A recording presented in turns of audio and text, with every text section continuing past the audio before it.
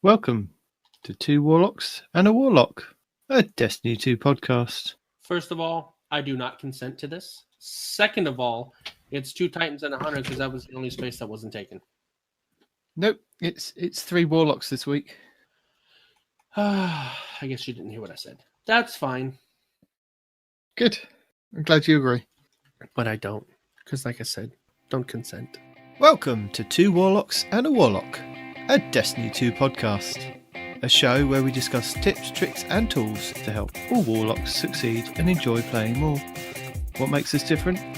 Well, we're not streamers or YouTubers, we just have a passion for Destiny and are dedicated to keeping Warlocks informed and up to date with all the latest Destiny 2 news, information and opinions. And we encourage your Warlock questions and feedback. You can contact us either at, don't know why, but it's 2titansandahunter@hotmail.com or on Twitter at 2titans_hunter. Now, on with the most Warlocky of Warlock shows. Was our other Warlock? Question mark? I don't know. Maybe he's forgotten how to Warlock these days. Possibly. So, yeah.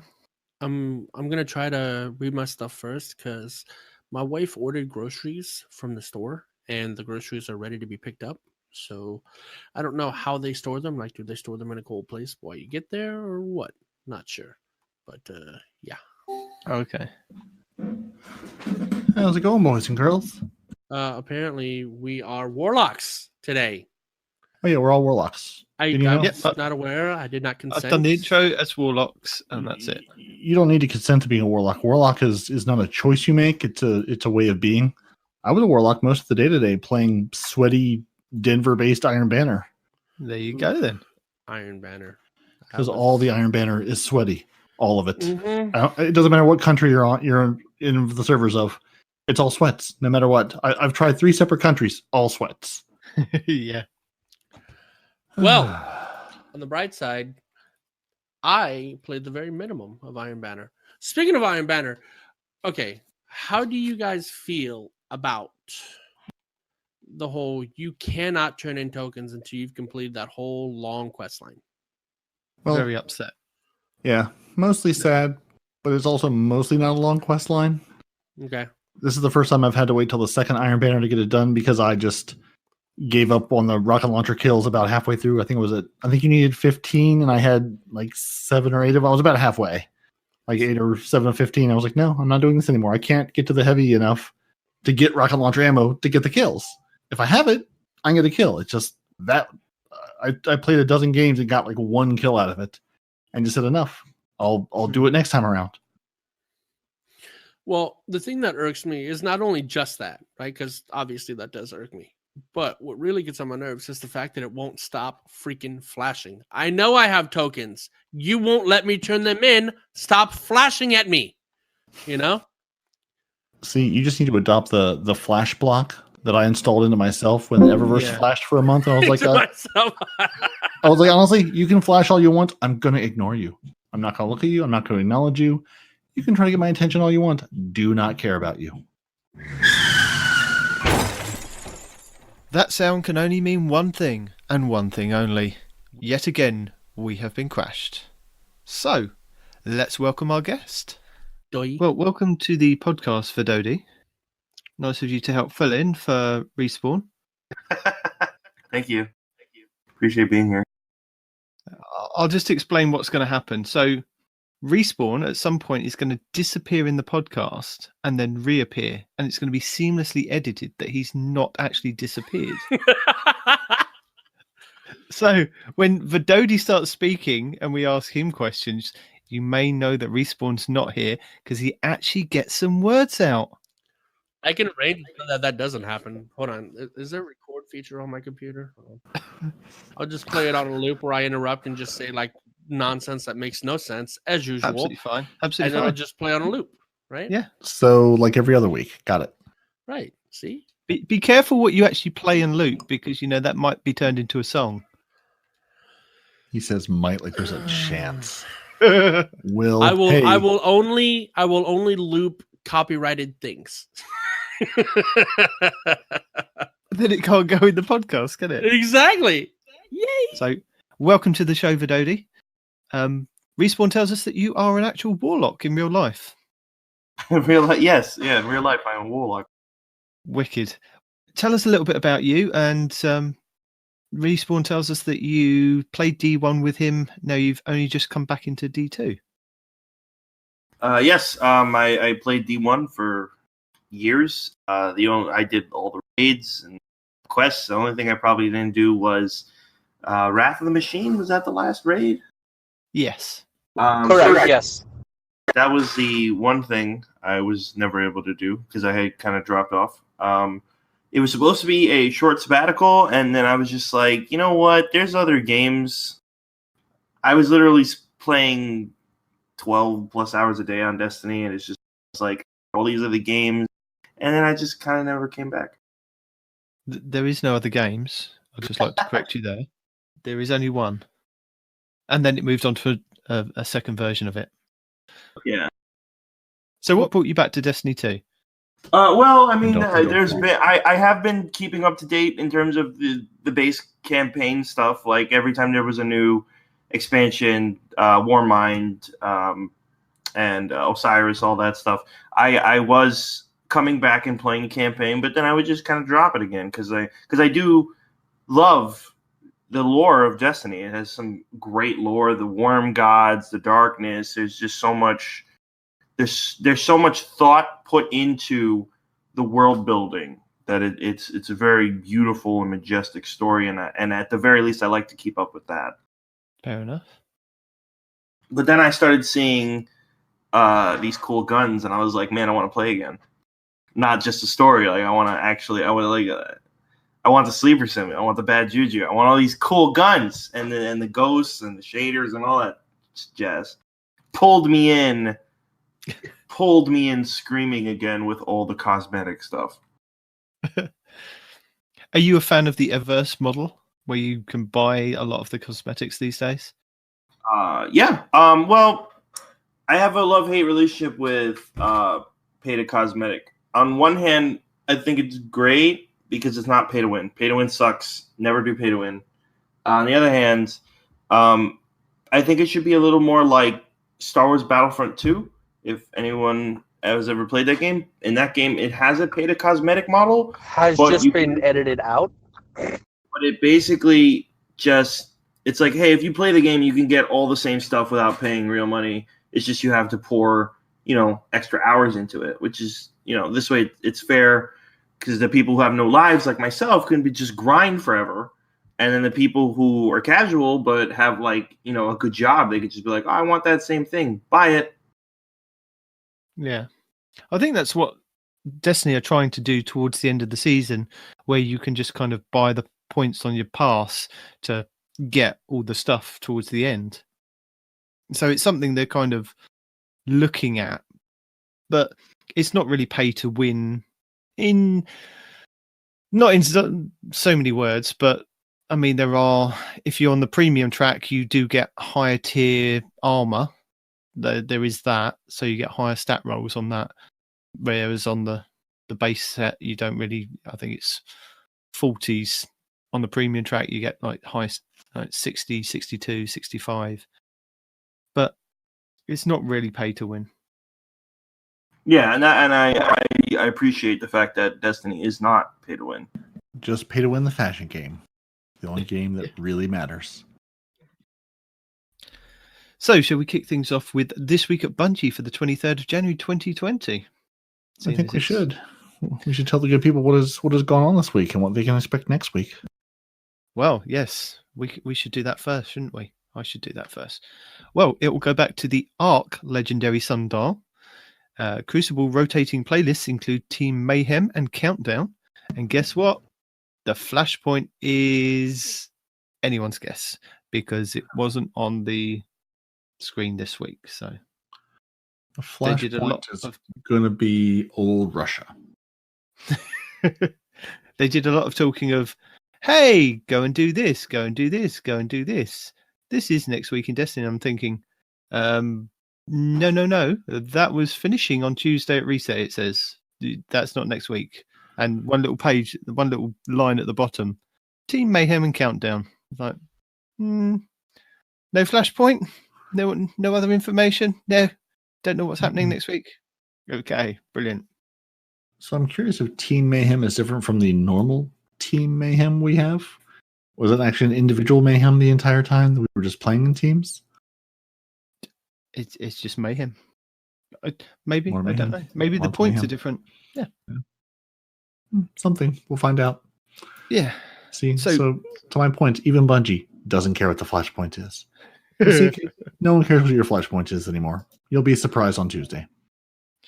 And as a reminder, keep hoarding your polarized fractaline for the Empyrean Foundation, which is coming in a couple of weeks. Or about a week by the time you've heard this podcast. So just keep doing your things, doing your quests, doing the sundial, just doing anything, because it randomly drops even when you don't have one of those boons on or one of those polarized fractaline generators. It just drops. So yeah, just keep doing what you're doing. Always do.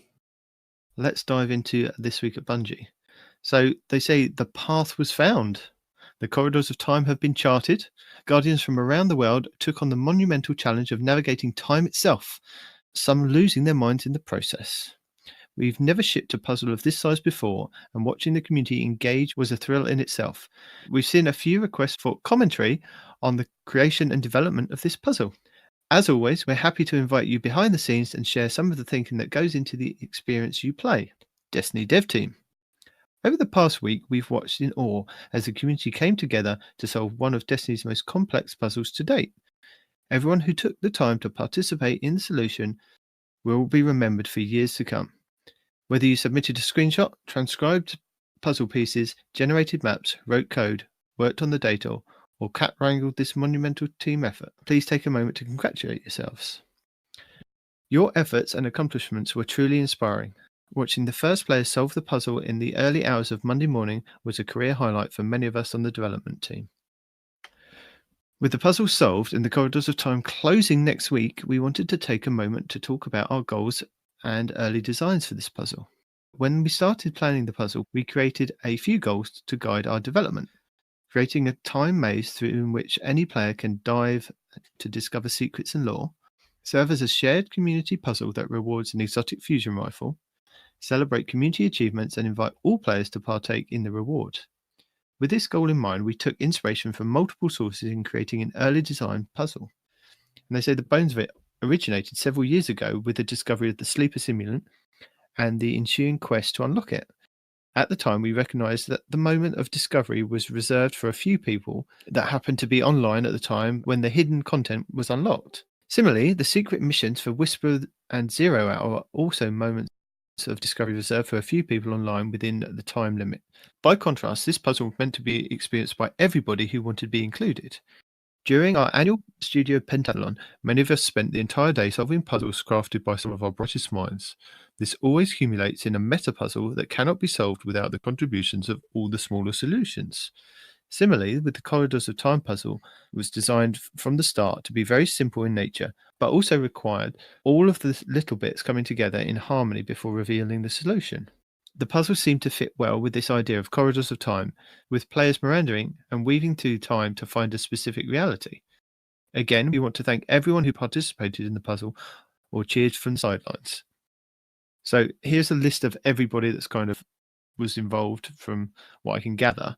So for streamers, we have Chevy, Evan F, Frank _UK, Glad, Clyde, Katie Cat, Fammy, Raz, Say No to Rage, Scarrow9, I have no idea how to say this, Psychoff, Sweatsicles, Vendetta, Zoe, the community team, which were Course, Cat's Army, Corridor Crunch, Corridors Inc., Rick Kakis, Marsh, Team Ninja, Team Raid Secrets, Vault Explorers, and Zycor. Data managers, AC, Chevy, Ubac, Haha Bananas, Infinite, Fat Sleepy Panda, Frank UK, I Have Toes, Paristo, Roboto, Stream Chat, York is Down, General Managers, Flame, Hope Light, Paristo, Raz, Art Development was Ethel, Corvos, Neris, Regina, Stevwiz, TJ09, and Zykor. Oh, did you hear all of that? So I was in red for some of that. I heard all of that. I'm impressed you made yourself read all of those names out. That was well done there, buddy. I just thought it'd be nice to actually recognize these people for what they actually contributed to help solving the puzzle, because it was a hell of a lot of work from what I saw and what we were talking about last week. Yeah, it was a ton of work. I was watching I follow Nearest and a couple other folks on Twitter, and just sort of seeing like the map come together and the different paths, being just just a huge jumble of spaces and shapes start to sort of take shape, and then as they narrowed things down. But I don't know. This is another one of those things that I just go, we're going to remember you from years to come. Are you though? Is anyone going to think about this in a week? Because this is another, you do remember the puzzles. Sort of. Like this one, honestly, I won't remember because I didn't I went through it, got the emblem. I didn't even know to look down if there was anything there. Like the puzzle missed me entirely, which, they put all the work in, and then they said, okay, you have basically 2 weeks to do this or we're taking it away forever. Okay, then I'm just not going to do it. Because why? There's literally no reason to run this now. I can talk to Saint 14. I can pick up the quest. I can get the Bastion. Why? I mean, I know it was a thing to do that, a handful of people could actively really participate in, and everyone else could submit a screenshot maybe. But I don't know. I just have such mixed feelings about this. Yeah.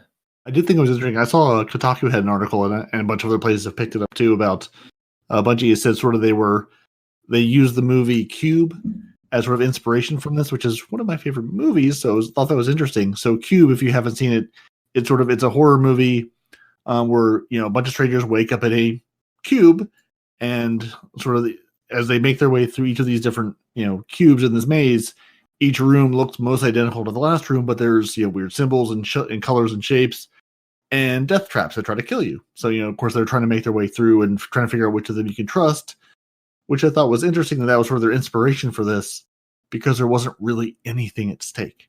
You run through a room and you just keep running and running.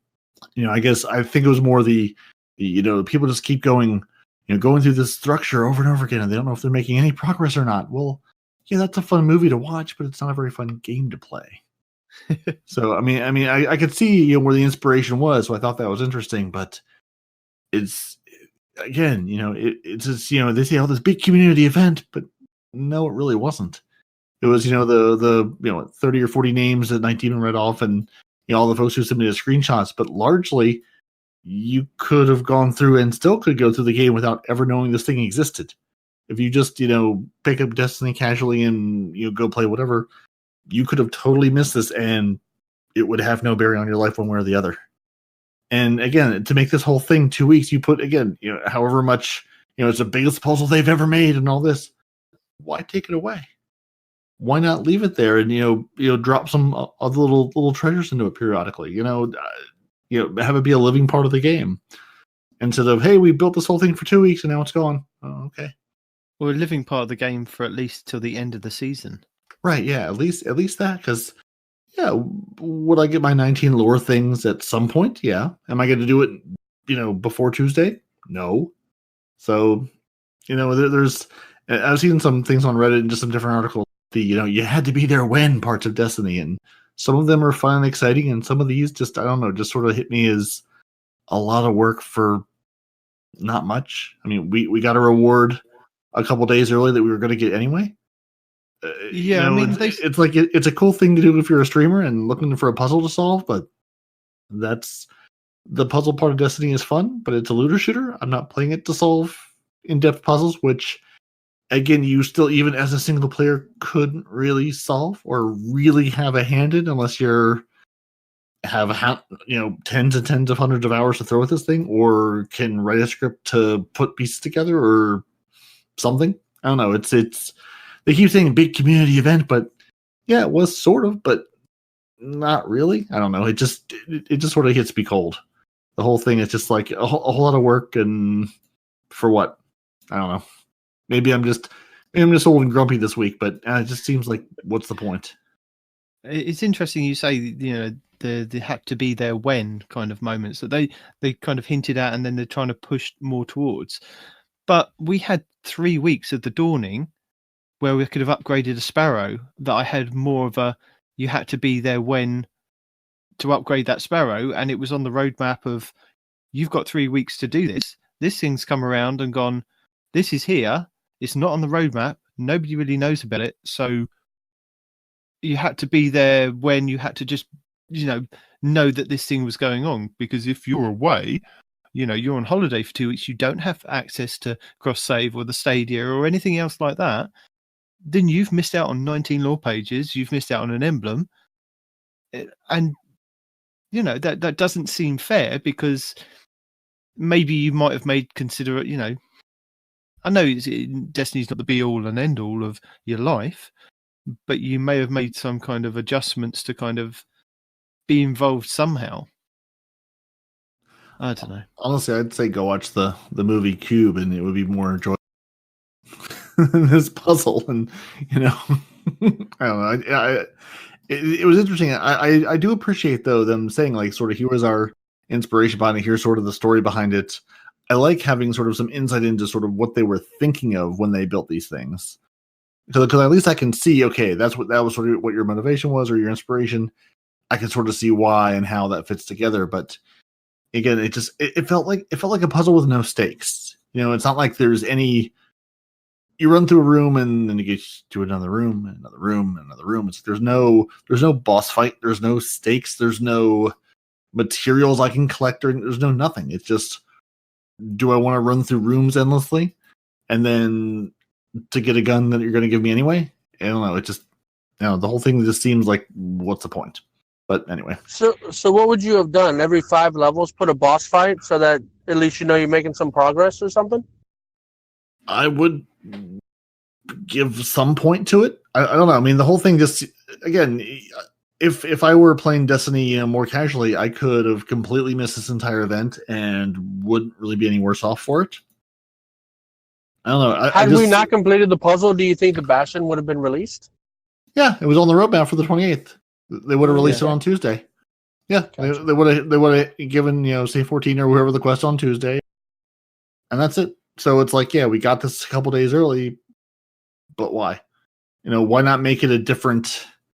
Why not make it a different reward than something we already know? And which brings to the discussion of having a roadmap. Is it good to have the roadmap and seeing what you're going to get, or is it more fun to find out? And I mean, well, in this case, we need to have the roadmap, because now they're closing the gates. So anybody who doesn't complete the Bastion quest, you're out, right? No. No, Bastion's there. Just Bastion's the quarter going to be fine. Just the whole puzzle thing is gone. So the Bastion you can still get. So again, just the puzzle goes away in the 19 lore pages. But we had to do the puzzle to get the Bastion. Hence, I am confusion. No, it's like Niobe Labs. They had to do the thing to unlock the thing. Now the thing's unlocked. Everybody can get it from Saint 14. Okay, I see. You don't now have to worry about running through the corridors of time to get the quest. You can just go and pick it up from Saint 14. But not necessarily.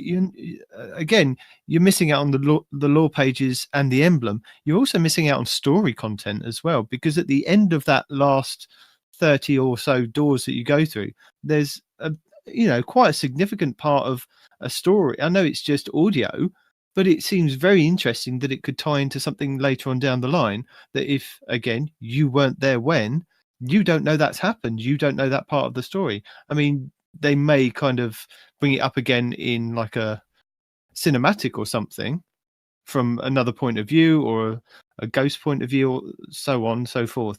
But you've missed out for now if you are like following the story. So could I now, like today, go run the 30 room sequence and get that story? So the story is still there. Like I could still go and hear that and unlock Bastion. Only for now, until Tuesday. Right, up until Tuesday. Yeah. So yeah, I don't know. Again, I beat this horse to death. Why? But if you miss it, my name is Bife and Mylan Games got you covered. Right. Yeah. And honestly, that's like when I ran the thing for the Devil's Ruin. they had the Saint 14 and them talking in the end. I just watched it on the video. I did it in the game, but I didn't listen to the whole thing in game. I watched it on the video first, and that way I could just sit there and enjoy it versus listening to the whole thing in game. But I don't know. It just seems like a lot of it for nothing. But yeah. I mean, it was a lot of build up, and the puzzle was a big community event, like you were saying earlier. I heard you saying you guys couldn't hear me. I was trying to talk, but you guys couldn't hear me. But you're all like, well, I mean, is it really a big community event? Technically, yes, it was, because everybody participated. But it just wasn't a difficult one. Well, I mean, out of all the pieces that could have been gotten, they got most of them. So enough people participated at least. For all the time and effort that Bungie put into it, it seems a shame that it is going away as quick as it is, like Peroty was saying. It should be something that maybe the corridors start destabilizing towards the end of the season. So maybe 2 weeks before the end of the season, the time is up. But those lore pages should still be able to be obtainable up until that point, or the emblem should be attainable up till that point. Yes, we did the 30 or so run through. We've unlocked the Bastion quest. Okay, we can bring that up in another section. But 2 weeks is too short for anybody. I think it doesn't seem fair. It's something. You're having a mental breakdown, and it isn't even me and Peroty's fault this week. Use your words. Yeah, I think that the corridor should have been something more inclusive. I'm not taking away anything from those dedicated people that helped solve the puzzle, but I think it should have been something more of an individual participation. Like, as an example, maybe in game at the tower, pieces are brought back and more puzzles are revealed. Like the kill tally that we had on Mars as that big community event. So the more and more pieces that are brought back, it maybe unlocks a certain point in the puzzle. But it's something on a board that you can go and click on in the tower that's visible to everybody.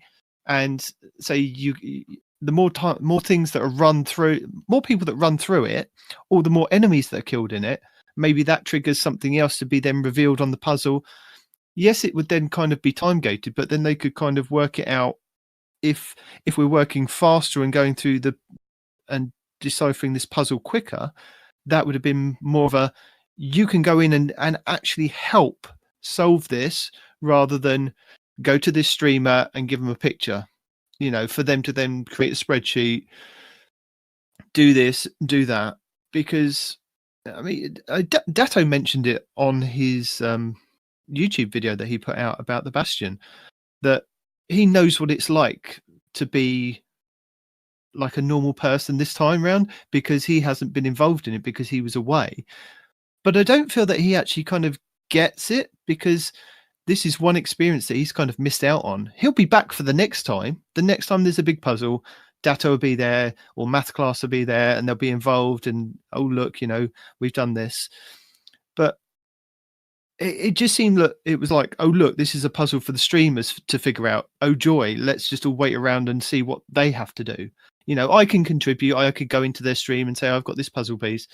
But 8 or 9 times out of 10, people were turning up with the same puzzle piece. Yes, they were contributing, but it wasn't. It was like, oh well, we've got that one already. Oh yeah, we've got that one. We're hunting this one. We want a bounty on this one, calling out specific pieces. And unless you were actually kind of in the know about this, you kind of missed out on it.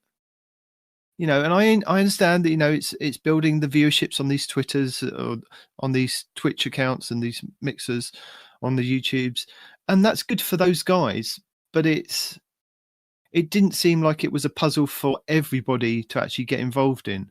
Even if you participate in actually running through the corridors, you're actually participating, because you may have killed like 2 or 3 enemies, and that kind of ticks that number over just enough for like somebody in the towers puzzle or everybody's puzzle piece to kind of click over and go, oh wow, that bit's revealed, somebody's killed. So even if you're not actually intentionally participating in it, people that are actually going into it and actually doing it are actually contributing without even knowing, really. So it would have been more of like that Mars event that we had. And also what was really confusing was when the reset came around last Tuesday and everybody had the thing of going to see Osiris and picking up a quest, that didn't make any sense, because if you weren't somebody that was in the know, or somebody that wasn't watching the streams and following Twitters and things, like my friend or even my son, he goes to Osiris, he picks up this quest, clicks on the sundial, and he just goes into the corridors. He doesn't know he's got to go and kind of read obelisks to get different patterns. These people would not have actually. I don't understand why it popped up as a quest kind of thing for everybody, because it didn't make any sense, because it'd still be there now for them, and they'd still be going, well, why is this still on my director that I've picked this thing up and there's a quest? What am I meant to be doing with it? And if they don't know to go and look at these different places, it'd still be there until it kind of just disappears next week. And I know they're none the wiser at that point. Yeah, I think all of our talking has brought us sort of back to, there's a huge disconnect between what happens in the game and what happens in the game that's basically totally outside the game to understand it. Because this, again, you pick up the quest line, there's nothing in the game to tell you what's going on. Absolutely nothing. Yeah. Other than, hey, here's a place to go to. Oh, what do you do? Oh, like just like the tiniest little bit of explanation or audio clip or something to even tell you you're supposed to wander through this, just something. And I know, everyone likes their puzzles and solve it all, but there's nothing in the game to tell you this is even something worth your time. I would have stepped into that and gone, okay, run through a couple of rooms, this is nothing, and said, okay, someone else will tell me what to do with this later. We need a little bit more in the game for people who are playing the game, not, I hope I watch the right streamer to figure out what's going on. So, Vadodi, have you got any input that you were you involved in this? Did you know about it? What exactly is it? Exactly. No. Okay, remember how I was telling you had to do Bastion, a quest quarter of time. to get the Bastion before it's gone? Yeah. Remember? Yeah. Oh, yeah, I mean, for something that involved, from what you guys are saying, and like, when you put so much time into something, it probably should be around for a lot longer, rather than just like, oh, hey, we put all this work in and now it's gone. Okay. Yeah, I mean, as somebody like you said when we first mentioned it, you were like, what is this? So I'm guessing you don't follow a lot of streams and a lot of YouTube videos and things like that then? I do, just not for Destiny. Fair enough. So exactly to what one of our points was, that people that are just playing the game and this thing shows up on their director saying that they've got a quest, are they really that bothered? That they're running around in these corridors of time and they're like, I can't find whatever this is. I'm just going to go off and do whatever I want to kind of do in the game. It made no sense at that point. Yeah, and when I'm trying to explain this to him, I'm like, you got to get that mission. He's all like, why? I'm like, because you'll get the Bastion. What is that? It's a linear fusion rifle. What is that? Oh, not linear. Sorry, it's a kinetic fusion rifle. What does that mean? And there was no information whatsoever that he, as a new player, had any clue as to what he was picking up when he got it. Yeah. So, just no information whatsoever. Yeah, I mean, which brings us into the bigger problem of, and Vadodi, I'd be curious about your experience on this. Coming into, you play D1, so at least you're sort of familiar with what Destiny is and how Bungie treats it. But, experience as a new player, does the game just feel like here's 1,000 things to do, but no real reason to do any of them? Or, sort of what's your take on it? I'm always curious to see, when people who haven't been living in this week in and week out for years now, how it is to come in fresh. It's a bit overwhelming. A lot of the stuff doesn't really explain stuff. I was talking to my brother about this last night, actually, and I was saying the quests and like the descriptions of Destiny quests are basically what like a 50-year-old soccer mom hears when her son is talking about games. Sorry, it's just like what? But it's like right. It's like go to the pit of heresy and unlock the ancient tribal eunuch of time. Like, what does that even mean? Like, yeah, what's the point? Do this. Why? If I don't, what happens? Nothing. And not just that, but he's sitting there asking us because like at first he started playing on Xbox, right? And then me and Dandy were playing on PC, and I'm like, look, if you want us to help you out, I need you to jump to PC. Do you have a PC? Also, shut up. I know what you're gonna say, Vadodi. Don't start with me right now. And we're all just like, yeah, come over to PC if you got one. He goes, I'm going to see if he can play it. And then he jumps on and he sees how clean it is on PC. And now he hasn't gone back to Xbox yet. But that's a side point. The point is this. While he was playing on Xbox before he jumped on PC, he's all like, well, what DLC is first, X, Y, or Z? Okay, cool. I've done that. Now what? Okay, cool. I've done that. Now what? There's no linear progress. I'm sorry. There's no way to tell what needs to be done before what when you're a new player. He came in. He had all these DLCs. He had no idea where to start, And he's even asking, well, who's first, Osiris or this or that or the other? And I said, oh, well, that guy's first, right? Because I forgot that there was an Osiris DLC before the C14 Osiris stuff. So I told him, no, this thing is before Osiris. And then he's like, no, Osiris is first. I'm like, what? Whatever. Point is there's for a new player like him, like he just had no clue where to go. And I was having a hard time helping him because all the crap that he's asking me, we did years ago, right? But what do we do with this? Hell, I don't know, man. What does it say?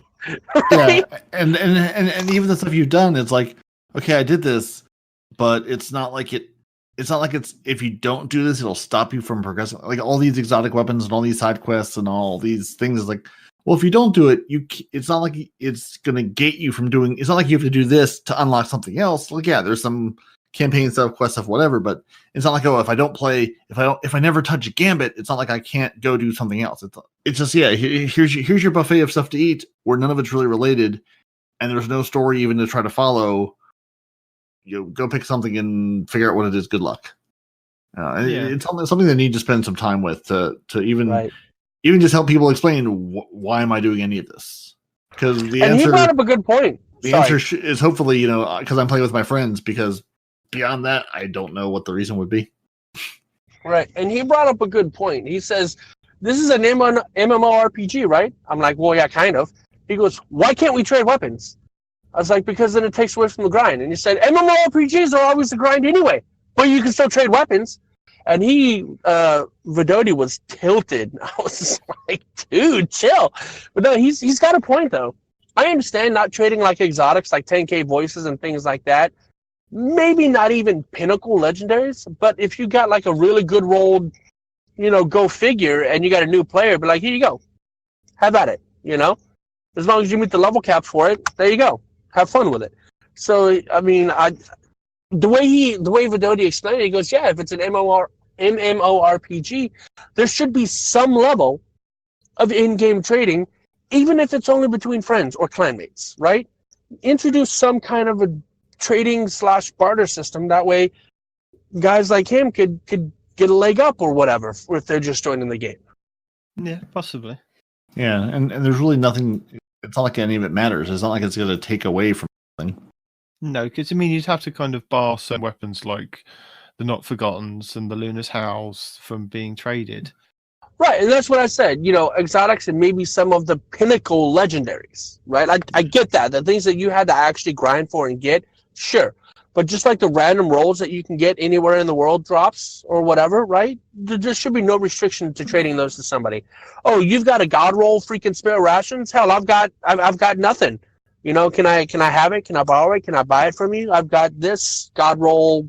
Go figure if you want it, right? Something. Yeah. It could even be something simple as if if that weapon is in your collections, if you've received that weapon, if you've gotten a spare rations, you can have any spare rations you want. If you've gotten the Not Forgotten, I mean, it's all the same Not Forgotten. But yeah, if you've unlocked that weapon, if you've done the requirements to obtain that weapon, but not the role you're looking for, yeah, trade it. Who cares? Because as long as you've done the thing to unlock the weapon, you've done whatever the prerequisite is. The one you've gotten it. Just the one you got was not the one you wanted. So just get the one you want. What's the big deal? I mean, Destiny is still just a looter shooter, though. It thinks it wants to be more, but it's still a looter shooter until they do something else. It's just a phase, Mom. It's just a phase. It's a less neon. It's a less neon Borderlands, right? So going back slightly to Corridors of Time, when I was saying maybe it could have been like something they had in the tower, or maybe they could have had it on the Bungie website. Maybe you could have had the same kind of thing with inputting, and it slowly reveals over time with different parts being added to it, or the kill count going up for certain things. Kill how many Minotaurs in the corridors of time, and it progresses a certain opening of this part of the quest, and so on and so forth. You know, it could have been a little bit more interesting with a bit more of community input rather than go to a streamer and give them a picture and then let them work 24/7. You know, nearly die in the process of, you know, trying to get this thing unlocked for something that a lot of the community were like, meh, you know, we knew that was coming. I mean, it was neither here nor there for me. I mean, it was exciting. It was nice to actually get that weapon early. I think it was just a bit confusing that it was on the roadmap at the same time, that it was coming on the 28th, because they hadn't kind of said anything about this Corridors of Time. And now they've come out and explained it, that, you know, yes, it was only there only if you didn't solve the puzzle in time. But then what would have happened if we hadn't solved the puzzle? Would that piece of story disappear? You know, just be faded off into the nether because it just was unsolvable at that point of time? You know, the 2 weeks were up. Or would they have allowed the Corridors of Time to then be continued for a couple more weeks until it was unlocked? And then what would have been the outcome if we'd have already picked up the Bastion quest and then unlocked the puzzle? What would they have expected at the end of that? Because they're saying that the Bastion quest was linked to solving that giant puzzle. But if we got the quest first, what would have been the reward for solving that? Just the story beat at the end of the corridors? I don't understand their reasoning. Did they have a backup for it? I'm not sure. You know, and I've heard a lot of podcasts and a lot of YouTube videos say, we expected this grand thing, you know, and some of them were like, oh, it would have been fantastic if we'd have gone back into the Vault of Glass, which would have been really fantastic, you know, from the initial story that we got from Osiris, where we saw him in the Vault of Glass. It would have been really cool to suddenly maybe go into one of the encounters or the last encounter.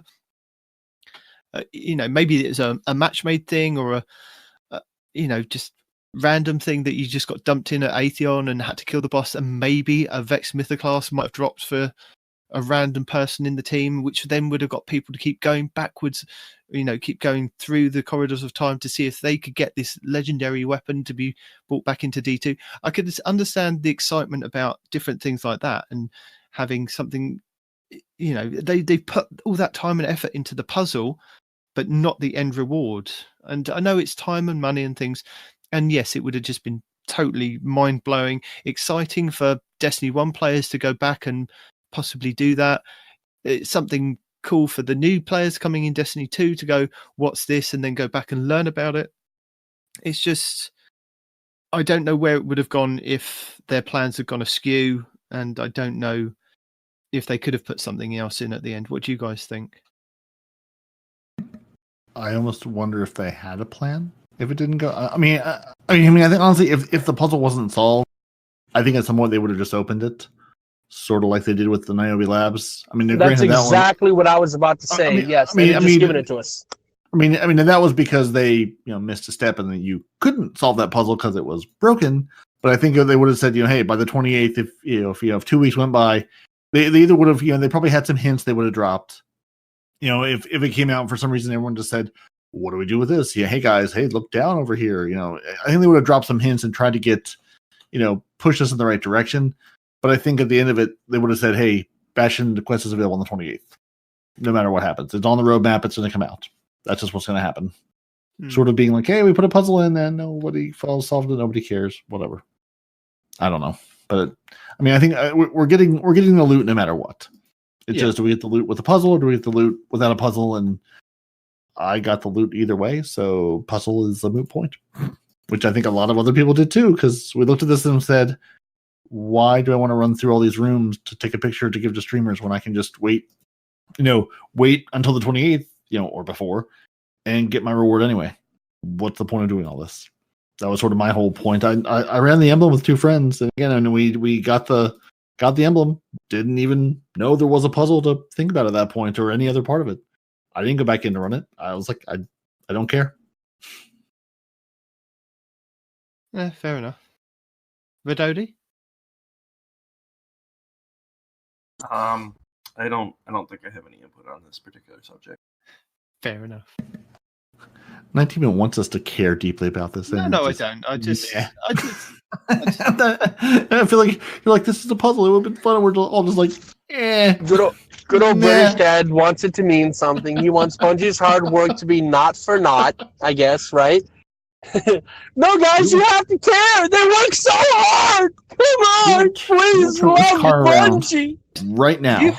Hurry up and get your shopping and get back on a normal computer, you. Why, is there a lot of background noise? Yeah, we can hear wife and children screaming. We can hear groceries being gross. You just sound terrible. You can hear wife and children screaming? I mean, not yours necessarily, but... Interesting. Okay, fair enough. I'll be back home in a few. You must become ascendant. We are. We're at one of the best points in the podcast now. This is where we get to hear Peroty talk non-stop about issues and upcoming previews. Everything broken in the game. I'm just going to go off on a tangent and just say Telesto, broken. How is it broken? Don't know yet. It's just broken. Just accept that it's broken. Wishender, also broken. Wishender and Telesto, they're best friends. They don't know about the Wishender yet. It's not in any of the notes. It's fine. It eats its vegetables. But in addition to those being broken, I don't know if you know this, Peroty or Demon, but all bows get extra damage when you shoot through foliage. Just as an FYI. I'm wondering, the foliage kind of gear that we got last season with all the Vex stuff. I wonder if you could shoot it through somebody's arm, through the foliage on their arm, that you get extra damage. Just wondering. Destiny they're working on that top secret Captain Planet DLC crossover. So just wait. It'll be fun. So yeah, as Night Demon said, yes, I have a patch note preview. So last week we had a short and sweet preview of what's coming up in update 2.7.1. And here's some more little bits and pieces they've told us about. They're going to fix an issue preventing Eris from granting her final lore entry. So if you've been hunting Eris lore, this will hopefully fix getting that final entry for you. They've also fixed an issue where the Green with Envy quest was not progressing for some players, and the Playing the Odds emblem was not unlocking correctly for players. This could also prevent players from fully unlocking the Dredgen title, so if you've been hunting that, maybe you'll actually get it one of these days. So, improved Black Armory, rare bounty acquisition. Your chances increase as you complete weekly and daily bounties. Also, it's guaranteed to drop from bounty completions after 5 days if completing all 801 bounties. So if you have the worst RNG, just go become best friends with Ada, slide into her DMs, do all her bounties for 5 straight days, and she will give you a rare bounty. Assuming this works properly. Now, onto the sandbox. So they fix an issue with the heavy-handed mod could trigger from Telesto bolts. That's one Telesto issue fixed, a different Telesto issue will happen. They've also fixed an issue where players could retain buffs from the Worm God Crest, Winter's Guile, and Synthoceps even after swapping armor. That's interesting. The equip restrictions on Worm God Crest and Winter's Guile will be lifted once the patch has shipped. We've improved some performance issues in the Chamber of Suffering encounter. We fixed an issue where the players could die while transitioning from the Necropolis encounter to the Tunnels of Despair. We've improved a performance issue that could occur when chunks of land return or are removed during the Sanctified Mind encounter, and also improved performance when certain investment-related messages. This could be reward acquisitions, placing tributes, or interacting with the obelisks. That would sure be nice. The largest impact will be in the tower, but this should help elsewhere. Thank you, Bungie. We're also fixing players who load into Crucible matches faster than their peers will no longer be put in the black screen of endless despair. Rather, they will remain in spaceflight until all players have loaded into the match as before. I didn't mention this last week on the podcast, but I hadn't touched my controller whilst queuing into a Crucible match. And I was just sitting there watching the screen and thinking, okay, right, I think it was Dead Cliffs or something came up on the screen. It's like, yeah, brilliant. Then saw the lineup of the Guardians, right, brilliant, yeah. And then just as it spawned us all in at the point, and I was about to run towards the capture point, my screen went black and it put me into orbit and went, are you still there? I'm like, I'm not the one that was idle. You were the ones that were idle. I was waiting for the game to load. I couldn't believe it. I was like, What? Yeah. Because I didn't. Now I'm constantly in my menu, like fiddling around. Like, I must remember to go into the menu before I get kicked. Yeah, the game took so long to load you into the super match, it kicked you to orbit. Yeah. I think I was playing with you at that point. Yeah, you were not very happy. And finally, we also have some proposed fixes currently in development. These fixes are not coming in this patch, but they're working on the fixes. They just need to, run some QA on them and see how they're going to break Telesto before they release them. So these are coming in the future. So the UI stuttering and frame rate drops while loading or applying mods. Thank you. Frame rate issues with Gambit and Gambit Prime. Frame rate issues during the Sanctified Mind. Encounter of the Garden of Salvation raid. Frame rate issues with the Pit of Heresy dungeon. Specifically the tunnel encounters. And general improvements to performance on PC when a lot of debris is on the ground. So again, those aren't coming now, but they are working on the frame rate issues for a future patch. Those are going through QA and they're testing those right now.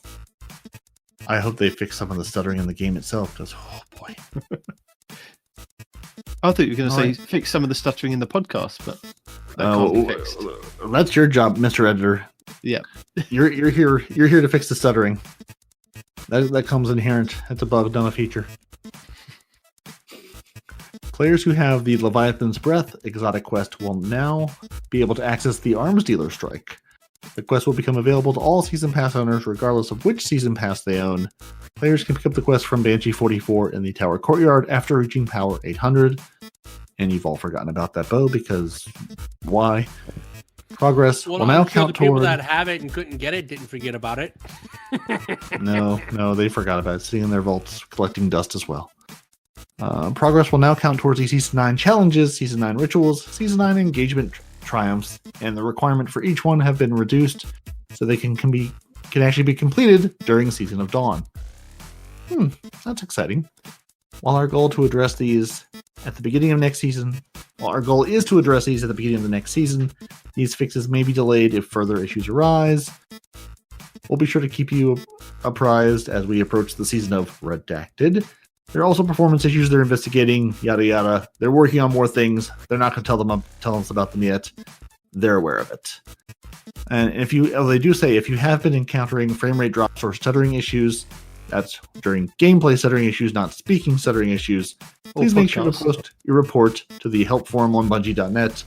Please include which platform you're playing on and what activity you are in a video if possible, just to help them figure out where things are coming from, what you're doing at the time, and if you in fact hit your microphone while speaking and stuttering, which is a feature we provide here at Two Titans and a Hunter for your listening enjoyment. Now, finally, here is the timeline for your 2.7.1 update on Tuesday. We are going to be getting it at 8 a.m. Pacific, 1600 UTC, and sometime the next day in Oz. Your maintenance will begin. You may experience sign-on issues during maintenance. At 8:45 a.m., 1645 UTC, players will be removed from activities and unable to log on for the next 15 minutes. At 9 a.m. or 1700 UTC, 2.7.1 will be released and you'll be able to log in. And then at 11 a.m. or 1800 UTC, Destiny 2 maintenance will end. And as a reminder, when maintenance starts at between 8 and 11 for those hours, all the Bungie apps will be offline because all the APIs go offline. So remember, don't think, oh, let me jump in my app while this is going on. You can't. They're all down. Sad face. Sadness. And now, on to my known issues, which, as you know, are many. So as you know, boys and girls, over the last few months, we've been gathering feedback associated with game performance. This translates to moments when you may see frame rate drops during activities or long load times when accessing a menu.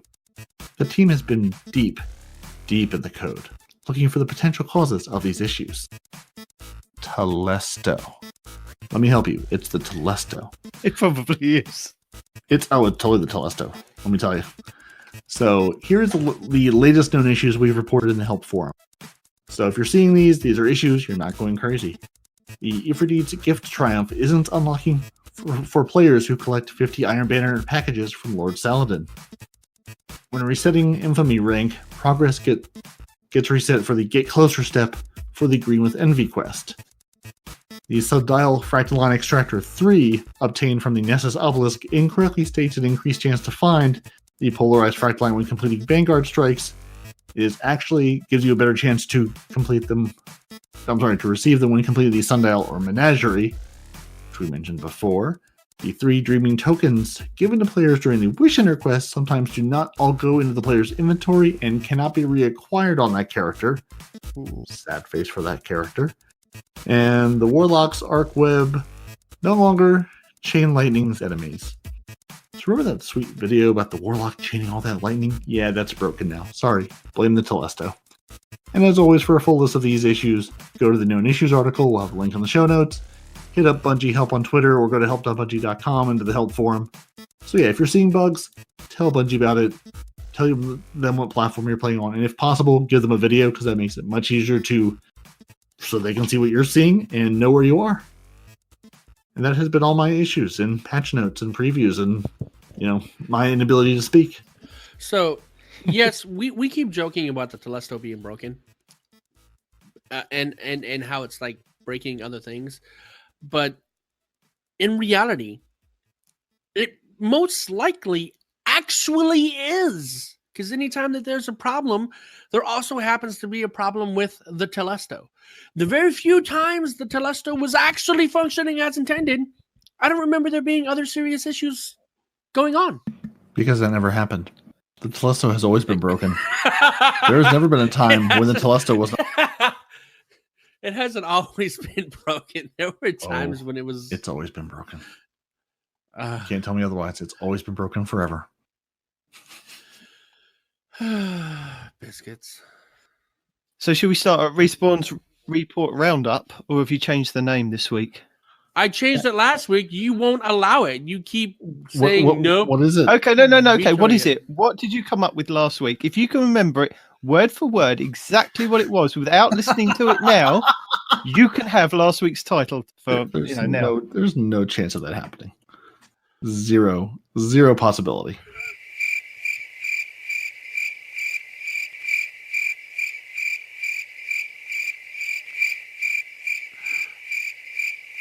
Like I said. Have you come up with another? Okay, have you actually come up with another thing? Or are you just mad that you'd like to one day come up with another thing? I actually liked what I said last week, but true to what I said last week, I don't remember what I said. Well, then welcome to Respawn's report roundup.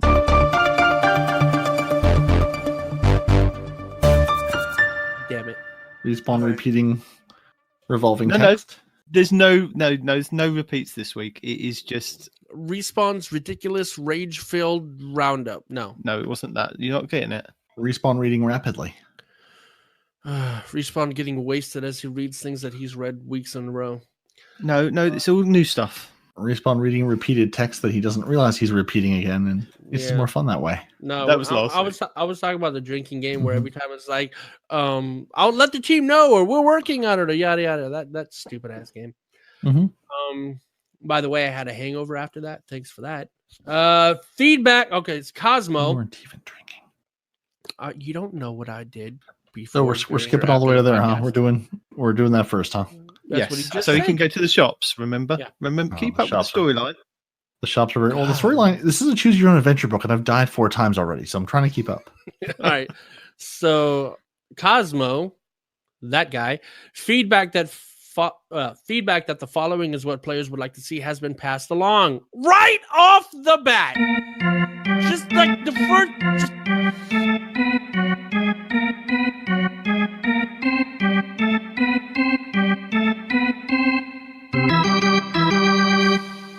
What are the points that Cosmo points out? I'm getting to it. I've put the Reddit link below for you to actually read out. Okay.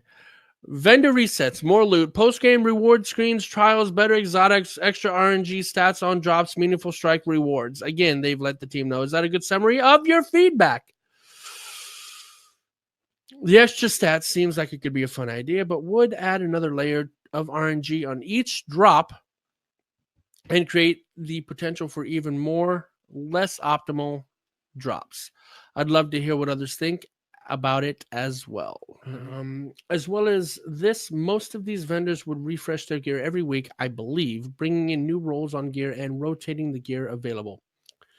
We rotated the rolls on gear towards the end of D1's year 3, and it was kind of done as a last hurrah, since we would be moving on to Destiny 2 in the short term. I can pass along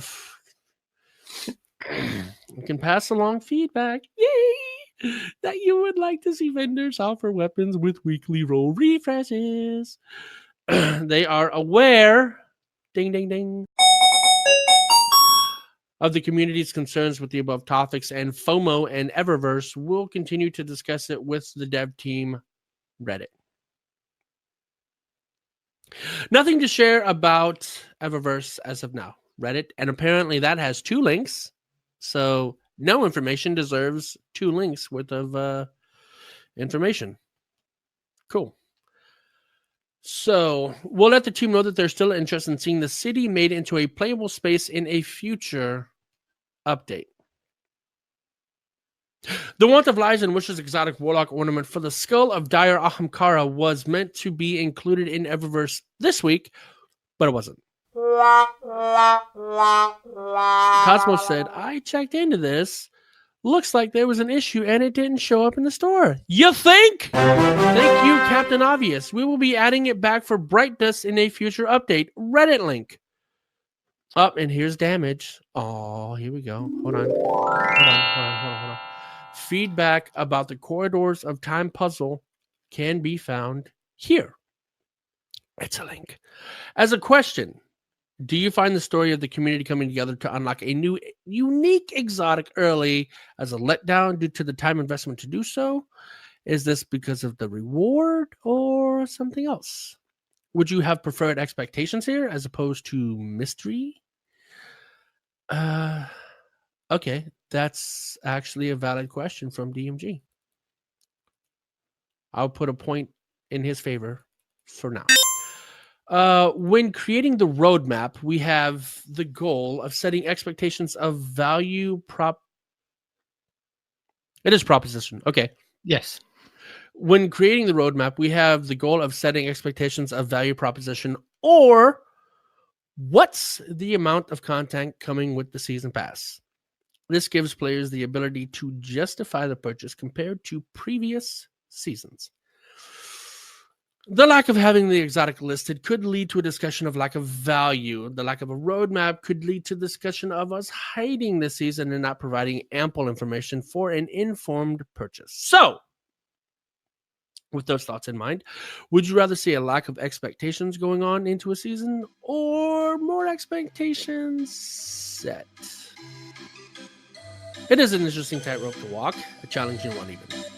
But we're always looking to improve as Destiny continues to grow. Give thoughts about the Mercy Rule here.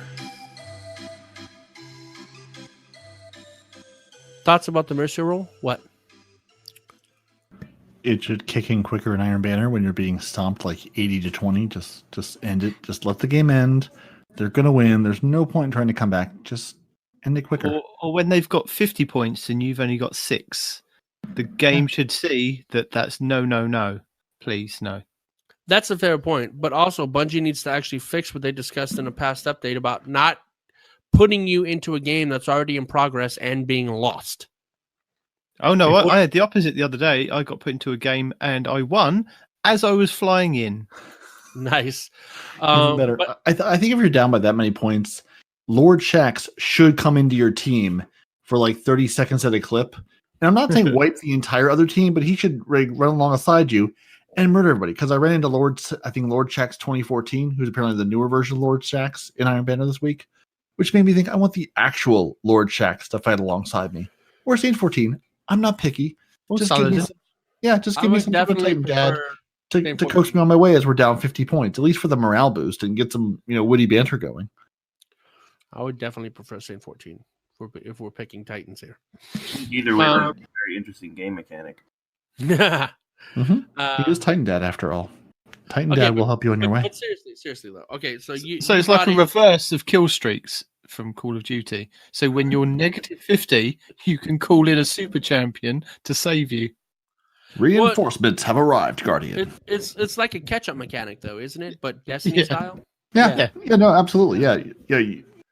Yeah, Titan Dad comes in. He can do no more, say no more than like 5 kills, and then he's out. Or or set some, either a timer and a kill thing, and like wipe the 57 kills and he's out. It's like, okay, that's a little too much of a catch-up mechanic, but a little bit, just something, but no, something as a more mixing him up. realistic thing, what do you think they could incorporate? Like the winning team cannot lock out the losing team if they're losing by so much? I think you just mercy the game quicker and call it a day. You think? I think the mercy just needs. I feel like it's sort of like it's not consistent. I mean, again, I don't pay that much attention if I'm getting stomped exactly how much I'm being stomped, but I feel like if you're down 50 points, just call the game. Yes, you might come back if the other team leaves, or just start kicking the top players off the other team if you're up by that much. There's your catch mechanic. Just boot them to orbit, give them the kale error, and then you're all set. Yeah, yeah. I think it just ends the game quicker. I mean, it just feels inconsistent when they actually employ the mercy rule. I'm sure there's some number it wants to see, but I feel like I'm always one short of that number, and I've lost games. 100, they'd have 126, and we'd have like 55 or 60. It's like, why? There's no chance of this coming back for a glorious comeback victory. This isn't Gambit Prime where you can screw around with the other team enough to win. Ooh, stand by. When your team not. is losing by X number of points, you get unlimited grenades for X number of time. Make the grenades actually kill people, and yes. Because I can run around and throw unlimited grenades, and it doesn't do much good. Actually, Well, let them do... No, that's a good idea. Give them damage. The losing team suddenly gets mayhem for 10 seconds. So the super I don't know about charged. mayhem. Right, No, but how Mario Kart, the last person gets like the star to help him catch up, right? What if you did that in the game? Or what if the bigger the gap between the winner and the loser, the more damage the loser's weapon does until they catch up? I don't know. Whatever. Think about it. Let us know if you have any ideas. I'm interested in seeing what's going on with that. Feedback that players aren't fond of lore going away has been noted. Forums link. Epyon. Is that a person? Yes. Okay. On Bastion and the puzzle, a bit of confusion about everything that happened today. So I'm going to try to make things a bit clearer. Smiley face. The plan was simple. Release the puzzle in the second half of January, then release the quest for Bastion at the end of the month on the 28th, as said in the roadmap. If the community was to solve the puzzle, Bastion would be released earlier than expected. So that's exactly what happened. Apparently that's a Twitter in French. Edgar, D1 API issues with Stadia are being investigated. Additional difficulties have delayed a Reddit link. Discussion topics are not what we're talking about. No. So can you play D1 on Stadia? It would seem you can. I have no idea. I didn't think you could. Anyway, I don't know why you would, but okay. Good job, Stadia. So I know I said, I think at the top of the show, where a lot of podcasts and a lot of YouTubers and Twitch streamers have had a few moans this week about what they are disliking in Destiny at the moment. It seems to be the January blues, which is maybe what we should call this episode. But I don't really want to moan without kind of throwing some solutions into the mix as well. So there are a couple of topics that I wanted to bring up this week. And the first one would be Xur. Now, this was something that's probably been talked about so many times before, but it only came to I was thinking about this when I was playing with Peroty last night. We were playing Iron Banner and Xur popped up and we were like, oh, what's he got? Oh, an Actium War Rig for the Titans. Brilliant. Let's go and have a look at the role he's got.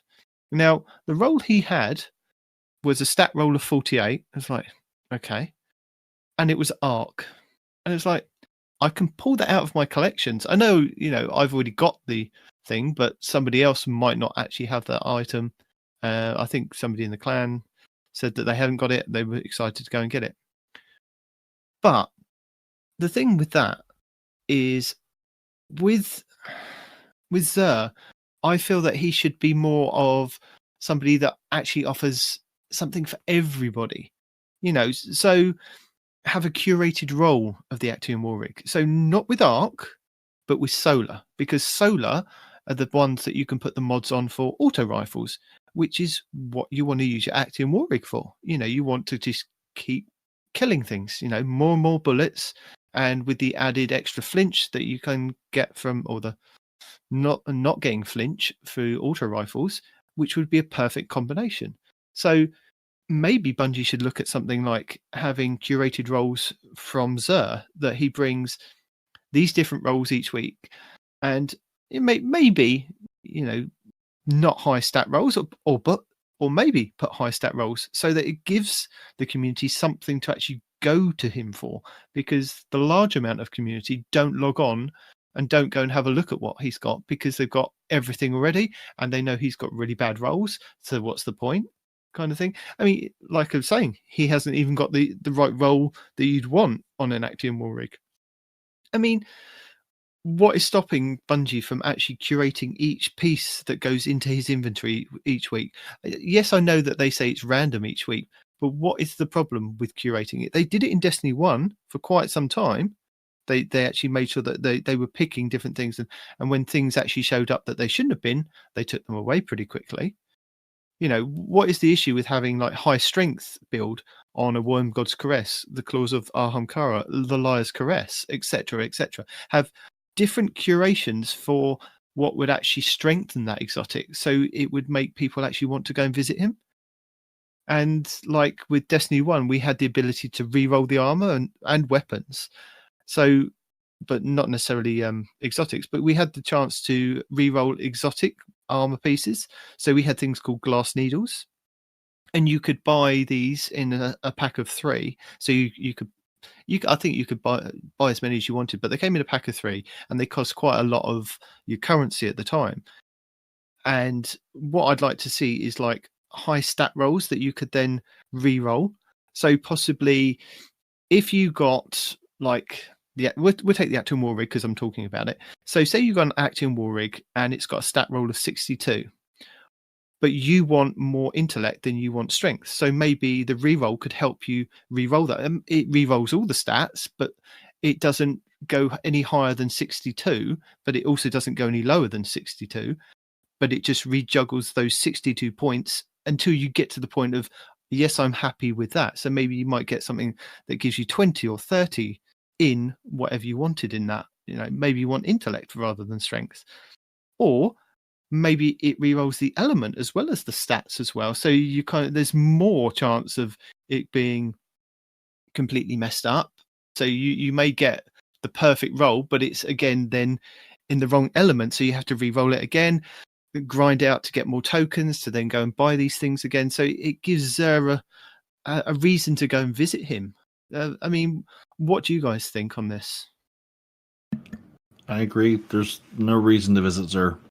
Every week when it's Friday, honestly, I forget half the time that it's even Friday and Xur's. So we'll go to Twitter and see. There's a couple of different people I follow that just post what he has and what the roles are, and I'll go see if it's even worth visiting him. And most of the time, it's just not. There's nothing new I need. I don't need anything from him. I know the role he's going to have is 48 or something on armor. So there's just no reason to see him ever. Not as an existing player, as a new player, obviously there's going to be reasons.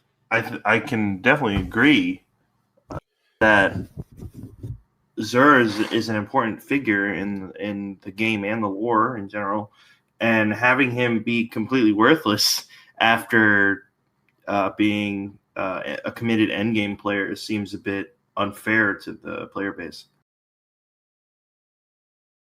Yeah, he just seems to be this entity that is there, and he helps like Kinderguardians and Guardians that kind of fallen by the wayside.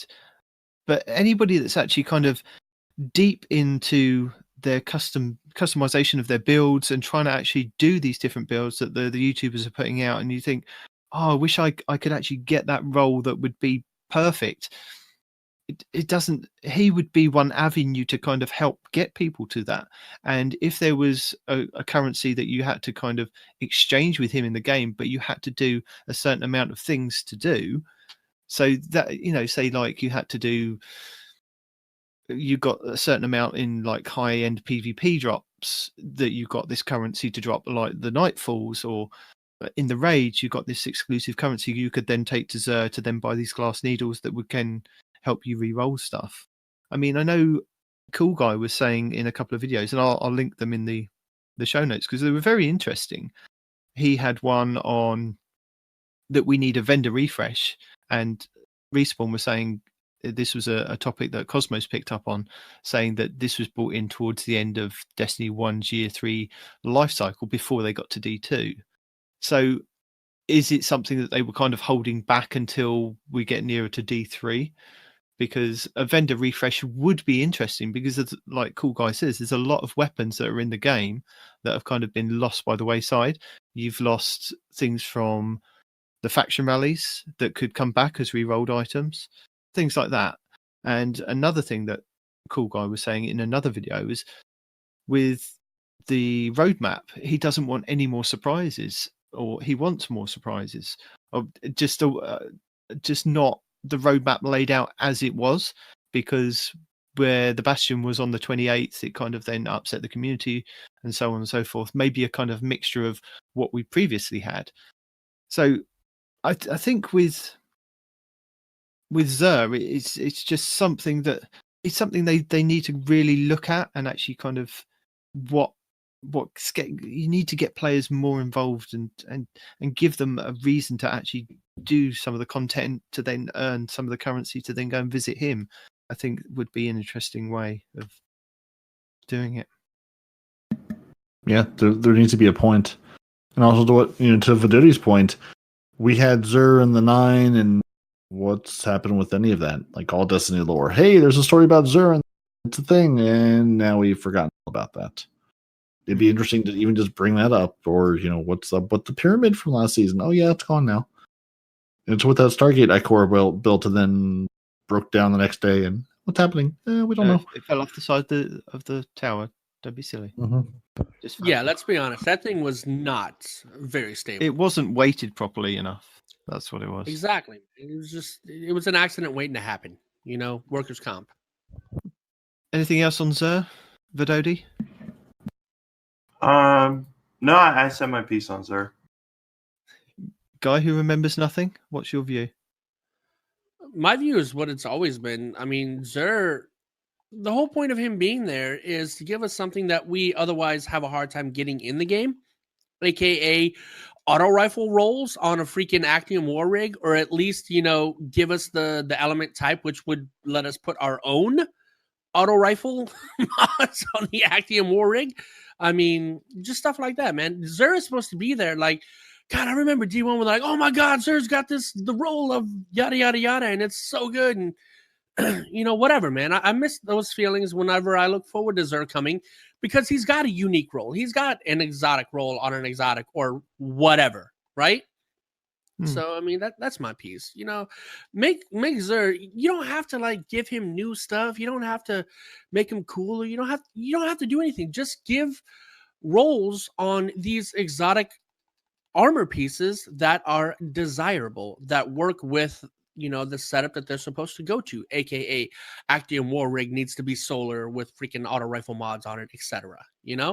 Or at the very least, if you're gonna have armor inside of the store, let it be masterworked, right? Let it cost like 100 what you call it, like the faded Ingram, right? But when you get it, it's fully masterworked. Bam, done. Whatever. Something.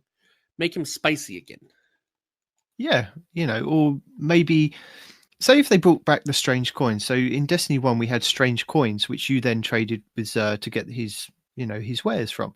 So maybe if they brought back the strange coins, you could use strange coins to purchase like the enhancement cores and the enhancement prisms and all of that from him as well. So give you other people the avenues of not being able to run those higher tier Nightfalls to get those to drop, be able to purchase through other gameplay and actually storing up these strange coins and maybe the glass needles as well.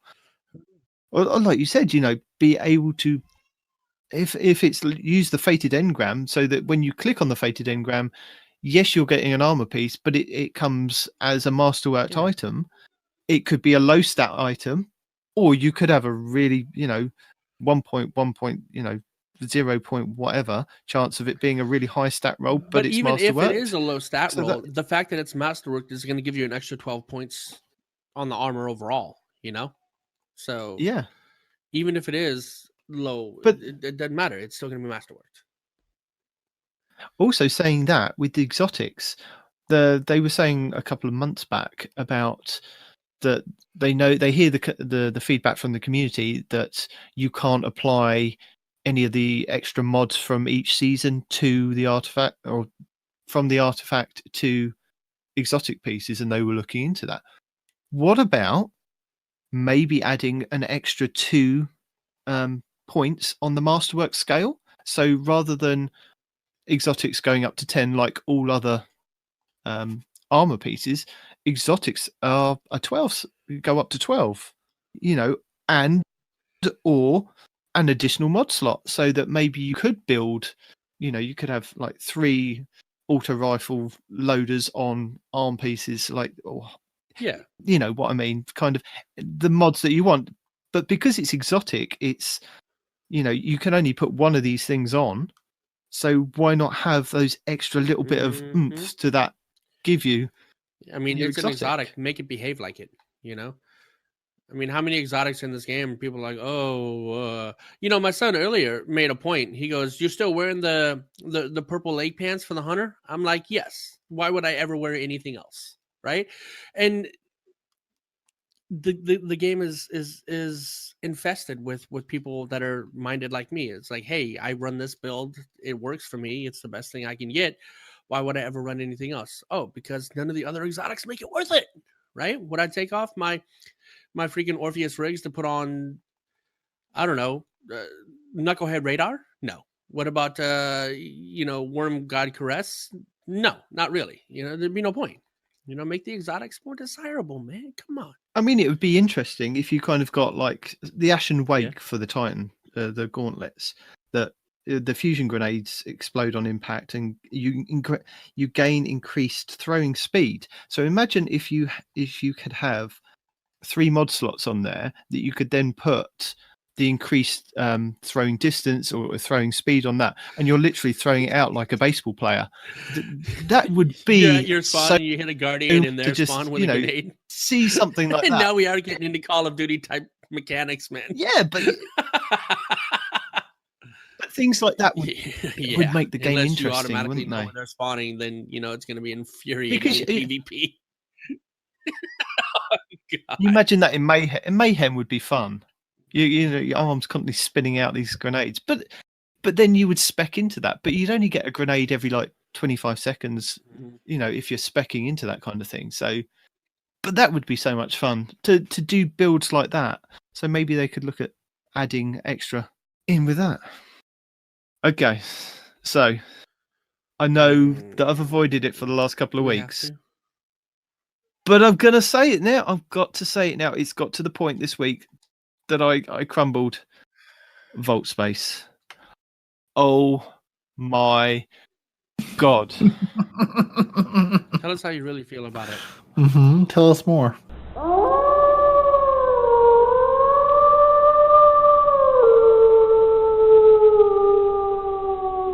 Right. Okay. So this week I was doing certain builds for the podcast as well as just to have a bit of fun. And I was following a couple of the builds that As the Cross put out, Lucky, and who else was it? Destiny Fun Police. So I was trying to do about 3 different builds for the Titan, and one of them was the Antaeus Ward's sliding shotgun bastion kind of loadout that the Destiny Fun Police had done. So I was looking for specific roles for shotguns and for fusion rifles in what I needed to build for this loadout, and I needed kind of high stat rolls in certain areas. And then I was doing another one which was the 810 Warhawk build that Peroty recommended, building out the Acting War rig, sweet business, going to town. So I wanted something either with 100% recovery or 100% resilience, and I was doing all these different builds, but my vault was just getting chocker with I was sort of like, I'd been saving all these different armor pieces and pulling them out and going, no, that one's got 1 or 2 points lower, but it's a high stat roll, so I want to keep that one. And the frustration I was finding was that I now can't play 3 different class of characters because my Titan is heavily weighted in its armor section than, say, my Warlock. He's got the exotics I've kept in there with different rolls on it. Because again, that's causing an issue because I now have exotics that I need to keep for 3 different burns. That's another thing they need to do with the exotics. Take off the damn burns. My God, I've got helmets that have got all 3 burns, and then I've got like a year 1 version that has a good stat roll with a perk that I can then pair with the one that I could put on my butt cape. I'm coming around to the Respawn way of thinking of it's irritating. Not even because because like I got enhanced Ashes to Assets from Saladin today, and I was like, okay, where is it? What armor piece can I put this on? Again, there needs to be things in the game that tell you how to use the things in the game. I finally figured out it was my Titan butt cape that I could put it on, or the Warlock bond. But just trying to find where I can apply this to was irritating. Not because I'm trying to do a whole build, just looking for one thing. Just don't, at least if I hover over it, show me the armor slot where it goes into. At least so I can figure out which armor piece it is, let alone which 3 flavors it needs to be in. But it's that game of trying to play and get the pieces of armor that you want to keep to then maybe do a loadout and a build. I know these ones are specifically for PvP at the moment that I'm doing, or there are the ones that we've highlighted that are for PvE, and I want to keep those builds and I want to keep those armor pieces. But then I'm finding more and more that when we're looking at weapons, and I'm keeping weapons that are meta at the moment, or they're good rolls on weapons that may come back into the meta later, that my vault is getting too furled. It's getting to the point of I'm now at that bursting point because I've got armor from last season that I can only put the mods on from last season to do with the raid or on the moon. Then I've got this season's modded armor. Then you've also got the old raid stuff that I know you can now get it again, but you got to try to get it again. You can have with high rolls. That's the thing, Yeah, you've got that. You've got the escalation protocol armor. If I started collecting all those armor pieces again, my vault would just. The problem is we're actually being. I don't know what I'd do to hang on to each one because of the mods having elemental affinities tied to them. So it's like, hey, I have to keep an Orpheus rig of Void, Solar, and Arc because got to have one for shotguns, got to have one for auto rifles, got to have one for bows or whatever, right? You're being forced to have one of each type that you may or may not ever even use, but just for the just in case, Stupid. Yeah, that's what I'm finding. It's the just in cases. I mean. Vadodi, how are you finding it coming into, or how is your vault basically? Empty. I honestly didn't. Okay, I just recently started thinking about it basically because I only started playing like a week ago, and I'm looking at it. I'm like, man, everything has an affinity. Everything has a solar, a void, an arc, or whatever. And it's like I don't remember that. Like the armor pieces seem to have that, and I don't remember that in D1. So I was like, what is this? I don't even know what that does. It mean you resist this affinity more, or does it mean that all your guns have increased? It used to. Yes. That's the thing. It used to. That's all it used to be for is if you have 5 pieces of void armor on and they're all masterworked, then you get reduced X amount of damage from like supers using that or whatever, or weapons using that, type. That is what it used to be. And then the devs at Bungie are like, hey, what if we remove the resistances from it and then tie it to, I don't know, weapons and mods? Ha ha! Worst idea ever. Yeah, what they tried to do, Vadodi, was try to simplify it for people so that, as an example, so for solar items, so you would have auto rifles, fusion rifles, linear fusion rifles, rocket launchers, and submachine guns. And that would be your solar kind of loadout. So again, if you wanted Void, you'd be looking at grenade launchers, hand cannons, sidearms, scout rifles, and sniper rifles, and so on and so forth. So they try to say, right, you can only equip these kind of mods that would help out that kind of gameplay on those affinities items to wear. So they tried to make it simple, tried to make it more simple, that, you know, basically that color, you know, that goes with that. You know, you can mix and match your armor pieces, but you won't get like stability and reload if you're kind of mixing what weapons that you're kind of using. You can't have a fusion rifle hand cannon loadout now because solar does this and void does this. You need to be all in one affinity, so you need to be a sniper hand cannon user or an auto rifle fusion rifle. They've kind of locked people in while trying to simplify or make it easier for people to kind of use these affinities. And that's what one of the worst things is because I'm locked into these affinities. I've got all three pieces in all three flavors, but I've got really low stat rolls in strength, so I'm looking for something in intellect, I'm looking for something with discipline, or fill in the blank, you know. And you then start collecting different armor pieces because one may be higher in one area, one in another. So if you're trying to build these perfect tiers of armor to go and do PvP, PvE, it then starts becoming a kind of a collection game of, well, I don't want to get rid of that because it is a high stat roll. It's at like a 64, 65. But it's a kind of average roll across all of the stats. Whereas you might get something that's like a 55 that's got like 30 in strength. You want to keep that as well. And it starts then. I mean, I know I'm to blame with myself with this whole Vault thing, because I keep stuff like the Iron Burdens and the Ramen ticket just for sentimental reasons. That's 2 Vault spaces that I could kind of get rid of, but I want to keep it. They're mine. I earned them. I want them. I want to keep them. I've still got loads of stuff in my D1 Vault that was just kind of, yes, I just wanted to keep it.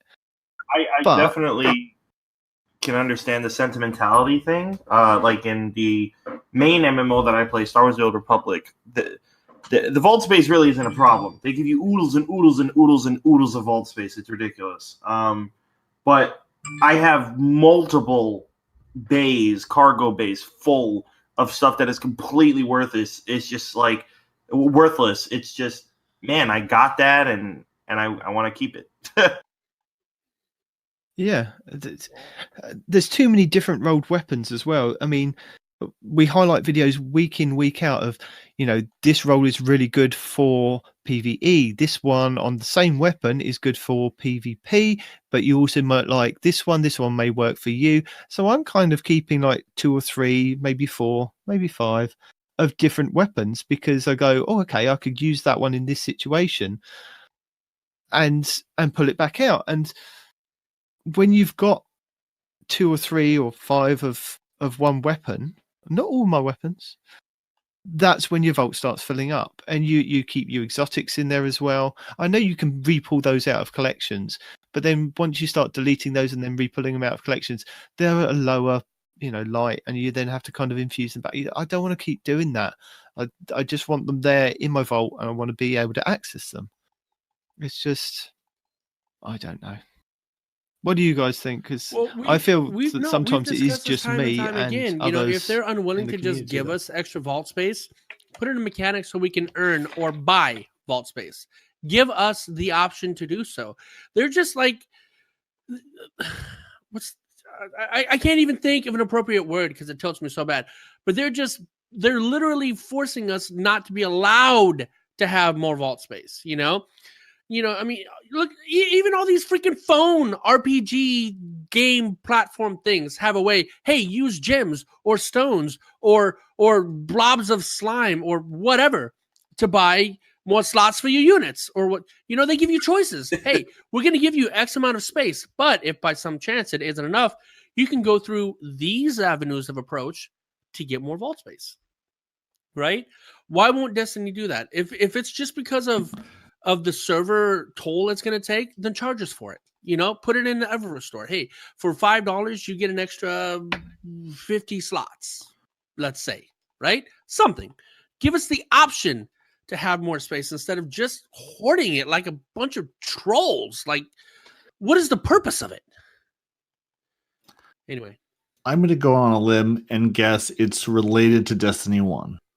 I think there's shared infrastructure there where if they cut the cord on D1 and the limitations of the old consoles with it, I think that will get rid of some, I'm sure, deep underlying technical stuff, because I'm sure that vault code came from D1. Even if it did, somewhere in that code, consoles. There is vault space equals 500, right? Assuming they're using C, right? So just change that 500. Right, but you need to cut the cord, though. You need to cut the cord between D1 and D2 before you can do that, or you're going to break one or both of those games, and that's a lot of refactoring work to do for very little. You mean because they're linked to each other?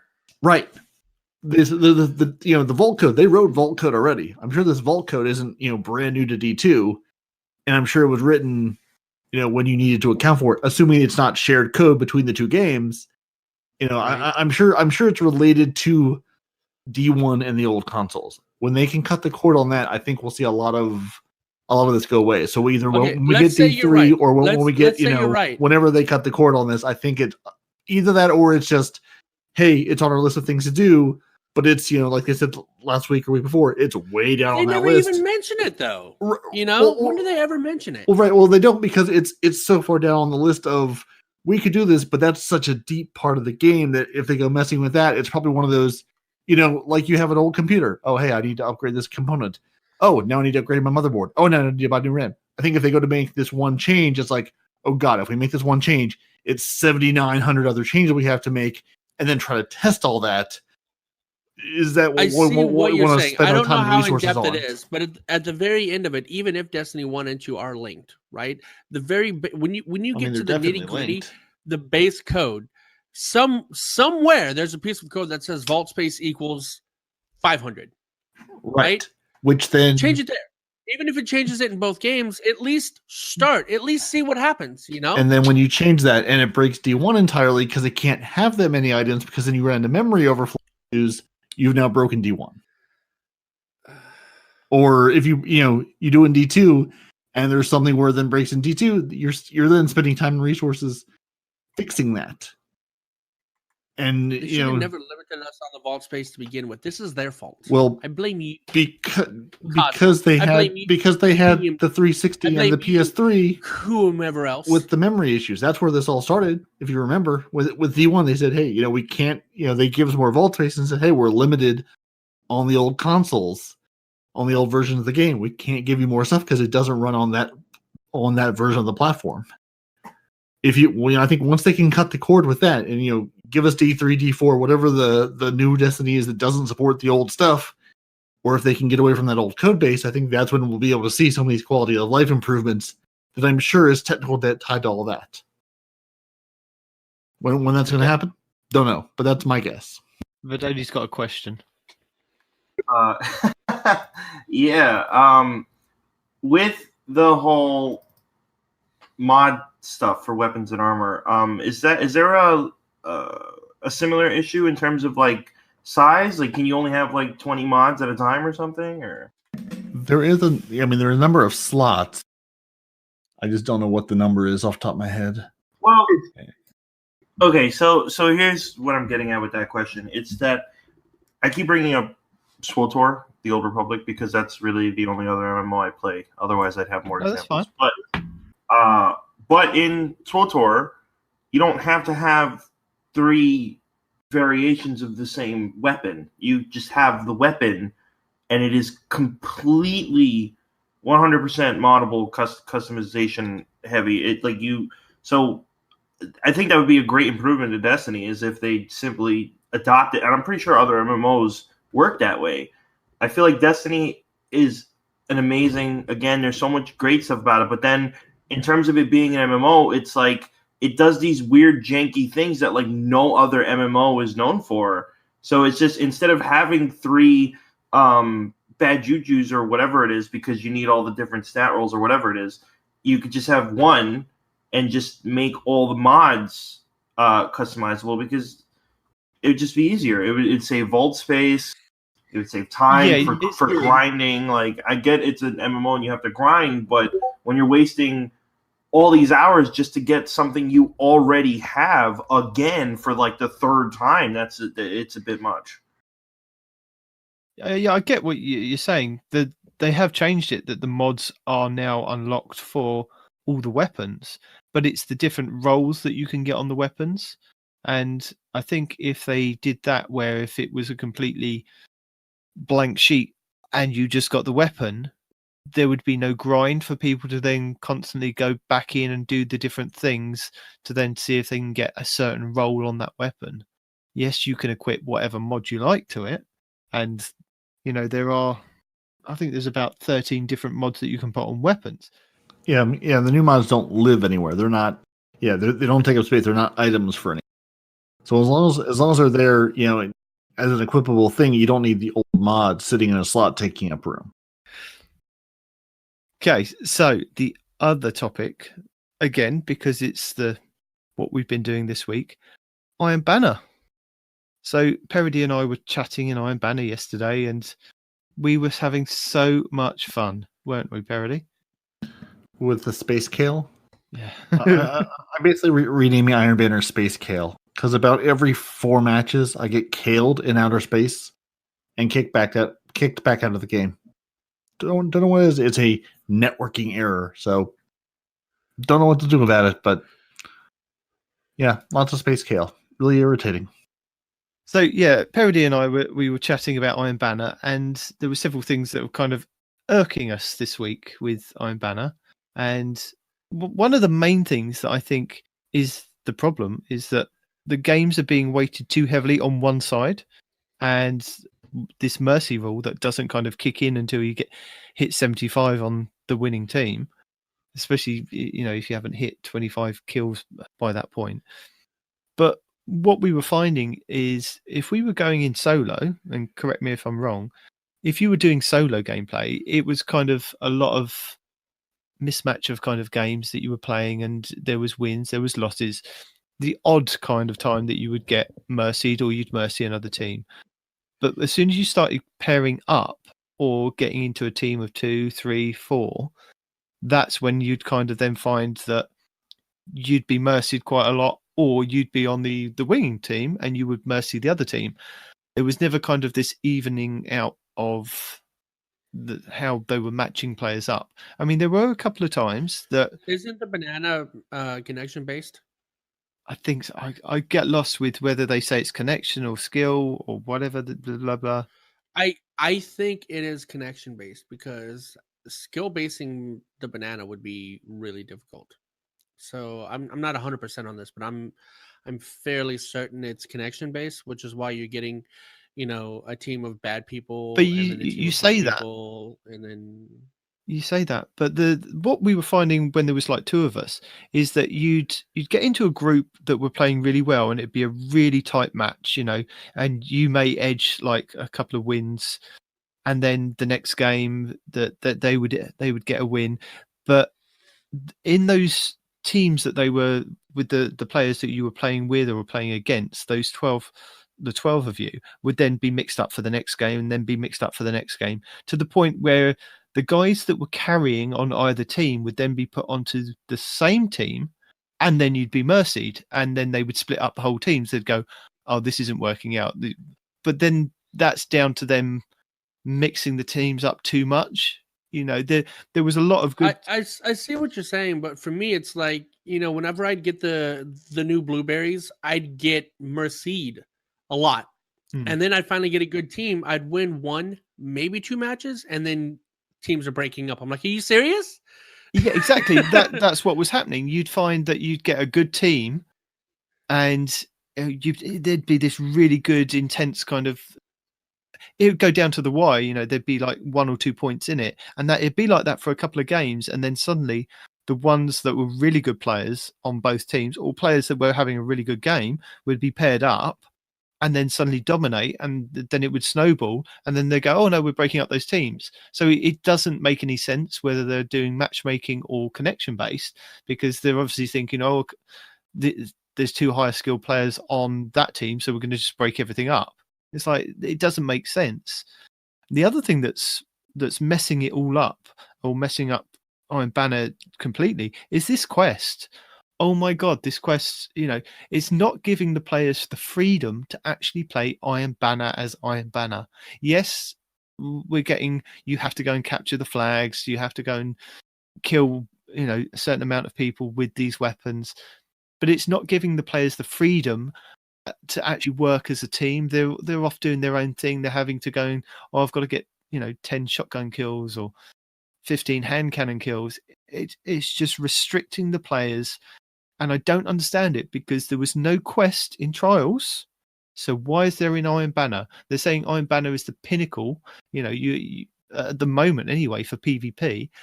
You know, it's the thing that, you know, requires you to be the highest light possible, yada yada yada. But we've got a quest in there that's completely mixing it all up. And I'm not against having a quest in there, but what I'm against is actually having a quest that messes up the game type entirely.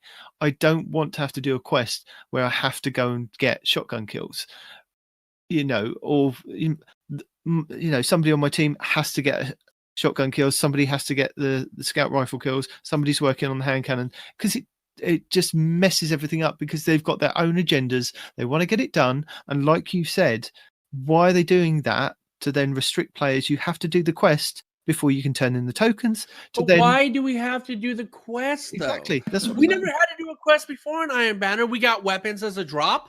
Right. Yeah. Why did they feel that freaking formula had to change? You know, people complain about Iron Banner because Iron Banner sucks, period, right?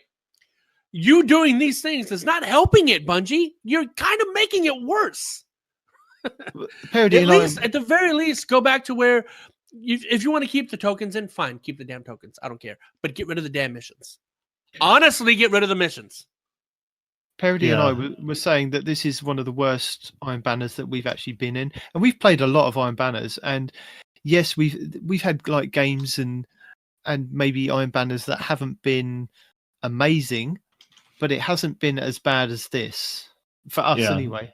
No, it hasn't been this frustrating. And again, it's not just the KL errors that I'm seeing. It feels like everybody has a Not Forgotten in Luna's Howl. Like, I've been gunned down by those weapons so much this Iron Banner. And I even pulled up the meta from the Warmind.io just to see where they were, and they aren't, the top of the top. It's Mindbender's Ambition, Symmetry, Lord of Wolves, and Jotun, and Recluse before you get to those two. But I think that's partially just because I'm on board with you. But because I'm on board with you because I was getting sniped by the freaking not the Not Forgotten, but the Luna's Howl in multiple matches. I got 3-tap by that bubble. I'm like, did they unnerf it? Yeah. What? No, I don't think they unnerfed it, but I think it would be higher up if more people had it. It's just, it's the number, 6 and 7 guns in the energy slot just because so few people have it. And again, tons of Jotuns, tons of Lord of Wolves, Recluse, things you'd expect to see. Symmetry, still a good weapon. And it feels sweatier, it feels more competitive, but it feels more competitive in that the competition is there from the other team. But it feels like, again, like to 19's point, everyone's focusing on this quest because you have to do the quest. They don't want to get any armor out of it. So you have people trying to do everything but play the objective. I wish it were, I really wish they had, like when we had talked about this quest step at the beginning of the season saying, oh, this looks like we're going to have to capture 20 zones on this step and capture 20 zones on that step. I kind of now wish that was the case. Like, yes, it would have made the quest longer, but it would have made you play the objective. I've lost so many games because I feel like I'm the only person, or 19 and I are the only people on our team even trying to capture zones. It's like, oh, the other team locked it down. Let me go capture a zone. Oh, the other team locked it down again. It's like we're getting mercied over and over, so we can't even progress the quest because you can't stay in the game long enough to get any kills. Try to get. Speaking of zones, try to get 15, hand cannon kills takes 5 games because you can't even get 2 kills a game before the game ends. Yeah. No, I'm right there with you, and I get that because now that the quests are there, you're forcing people like the shotgun quest. Oh, I have to use the Lord of Wolves. There's all these other shotguns, but I have to use the Lord of Wolves. That's the only one that's going to work for this mission or whatever, right? Well, no, it's the only one that works like, fast enough for that mission, that quest step. Right, No, but you know what I okay. mean. Yeah.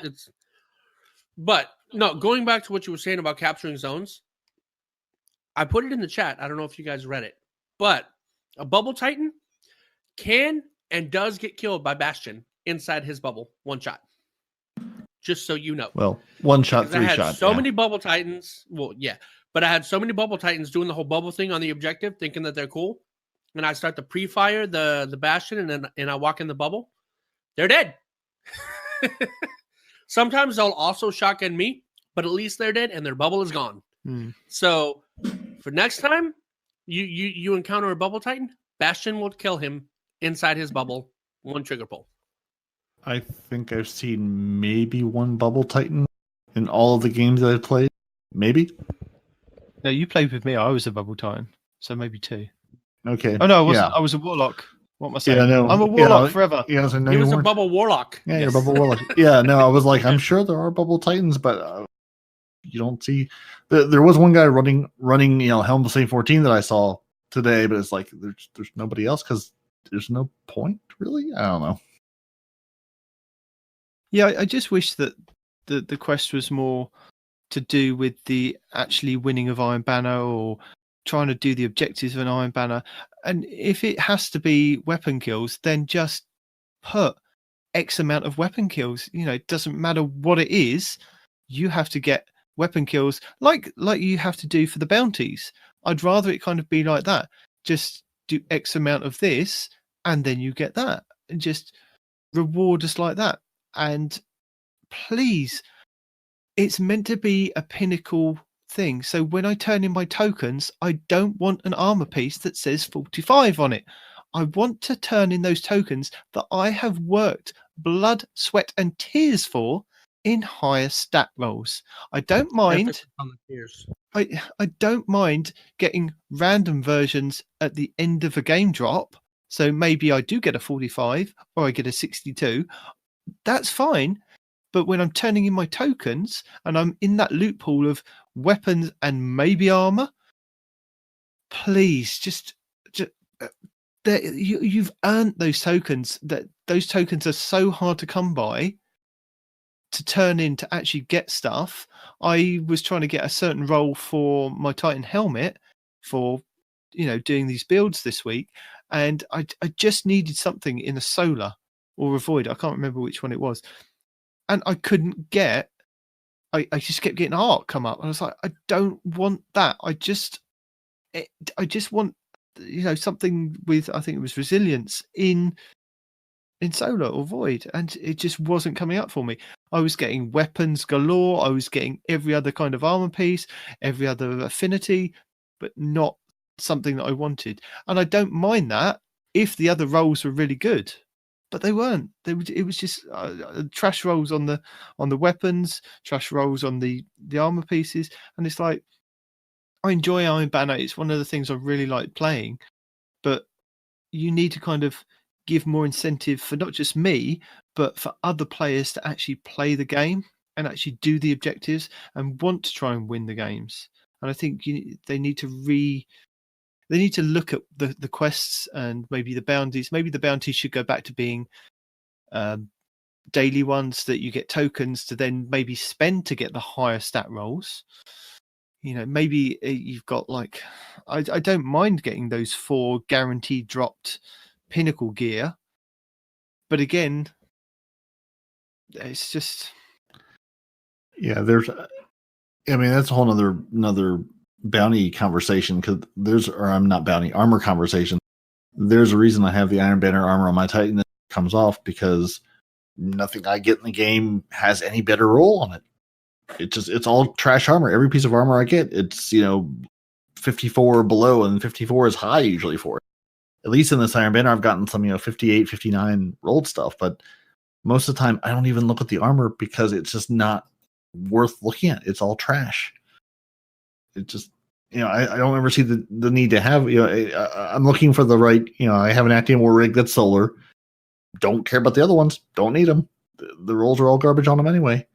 I don't know. It's just the armor. It's such a non-factor, and also the whole like even with the new Iron Banner armor and the charge with light thing.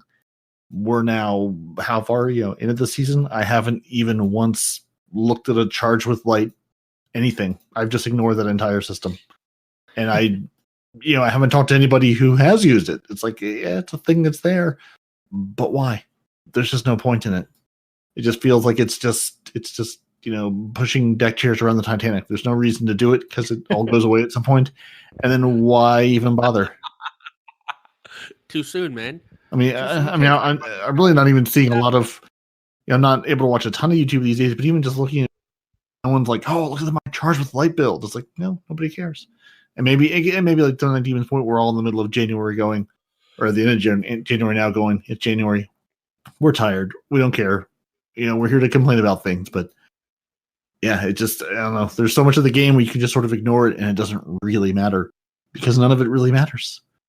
There's no reason to get your light above 950. Really, there's no reason to have this, top tier rolled armor. And again, I'm not raiding. I'm not doing all these activities, but even then, does it help you that much?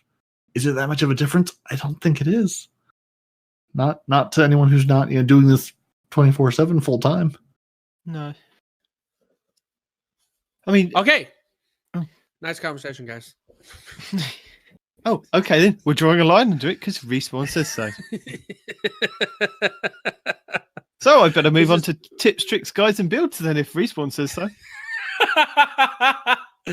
Oh my god. Yes, it's because I said so. Not at all because this subject has been beaten like a I don't know. What's something that you beat profusely? Wink, wink. You in the Crucible. Excuse me, but we had footage of you going against me in the Crucible, and I stomped you in that clan-based PvP match. If you recall, where was this footage? You have it, and I have it. Do I? I have it whenever he caught me with that shoulder bash, and I was like, "You did not," and he said, "Yeah, I did it just because I knew you'd hate it," and then I commenced to whooping his ass. Yeah. When did this? Yeah. Like, honestly, when did this happen? Because I have no recollection of this at all. This was when we were messing about. I wasn't actually playing to, win. I was just playing to frustrate you by shoulder charging you at every opportunity I got. I wasn't even using weapons. I was just like, I've got to shoulder charge him. My shoulder needs to go into this man's face as many times as possible. I don't care if he manages to shotgun me every now and then, but I still need to. Every now and again. Look, you won because you shot a lot more of my teammates than you shot me. That's the only reason. Mm-hmm. It wasn't. I still killed you more times than you killed me. No, I think we were pretty much even. No, we weren't. I was top of the leaderboard for quite some of that match, and I was just aiming for you. And then you weren't. Other people got in the way, then they got shoulder charged. But I was mainly running around the map looking for you. As anybody that's ever actually played against me, they're going to tell you, just because I don't like it does not mean I'm not good at it. Okay, so moving on, tips, tricks, builds, blah, blah, blah. As Sucross Gaming has a video on the perfect 720 auto rifle, and this is the Valkyrin. This is amazing, this auto rifle. It's an energy weapon. I believe it is ARC. It's one of the ones that I herald as a really good weapon. And because it is. It is. And he went over a few different roles that are really good for PvP. And I've got one that's it's very similar to what he's got. And I was like, right, I'm gonna try and get the role or very similar to him. I want one with range. I want one with a bit more stability on it. I spent 5,000 tokens at the gunsmith. I got 3 of these things to drop, and they were all trash. But saying that, I did a bit more research into where you can actually get this weapon. And I believe you can go to IO and spend your planetary materials with Asher. And it is in his loot pool to drop from world drops. So if you've got like loads and loads of shards, you can go to the spider. And when he does sell the IO stuff. I can't remember what it is. Purchase loads of them and then go to Asher and see if you can get it from him rather than the gunsmith, because the gunsmith doesn't like anybody. But Ascro's got a video on the Valkadin. So one of the builds I was testing out this week, because I was really interested in continuing to play my Warlock as much as I can, because I really love my Warlock, was a build from Aztecross again called Celestial Ahamkara. And this is with the Ahamkara Grass, the Warlock melee thingies. Gauntlets, that's the word. So it gives you a double melee. And with top tree, not Sunbreaker, because that's a Titan. Sunburner, Sun something, Sun Singer. No, that was Destiny 1. Top tree solar on a Warlock gives you the fire bolts when you do a melee. So this is a really good build for doing lots of melees, generating lots of supers, bouncing around the map. So I tried this one out, tried the build as best as I could. It's really good fun, especially in PvP. I used it for Iron Banner this week, and I mixed it and matched it with the I can't remember what are the other gauntlets. We're gonna have to look it up now. If you don't know the name, they don't exist. Move on. That's what somebody keeps telling me. No, that's because you're a hunter and you don't understand things. So I mix and match it with. How is that relevant at all? It doesn't. So I mix and match it with the sun bracers, which give you the extended solar flare grenades. So if I was finding that I wanted to kind of shut down an area in PvP, I'd melee somebody with the extended melee, and then be able to chuck out like as many solar grenades to kind of lock down like a flag. So I was mixing and matching with Aztecross's build, depending on what the playstyle was of the opposite team, and I found it really good fun to kind of do that with the top tree and solar for Warlock. Cool Guy has a Bastion don't use it wrong video, and he goes over some tips and tricks on how to use it and what you should not be kind of doing and what you kind of should be doing, because it is a really good weapon to use. As Respawn pointed out, you can take out a Titan in their bubble, which is good fun. But it also goes alongside the video that I'm going to promote for Destiny Fun Police, which is his Bastion build. Now, this is another one that I tried this week and had really, really good fun. I was swapping it out with a shotgun as well as the Bastion, just to see what I could do with the new gun that we've got, the new Hotness, and I was having really good fun with that.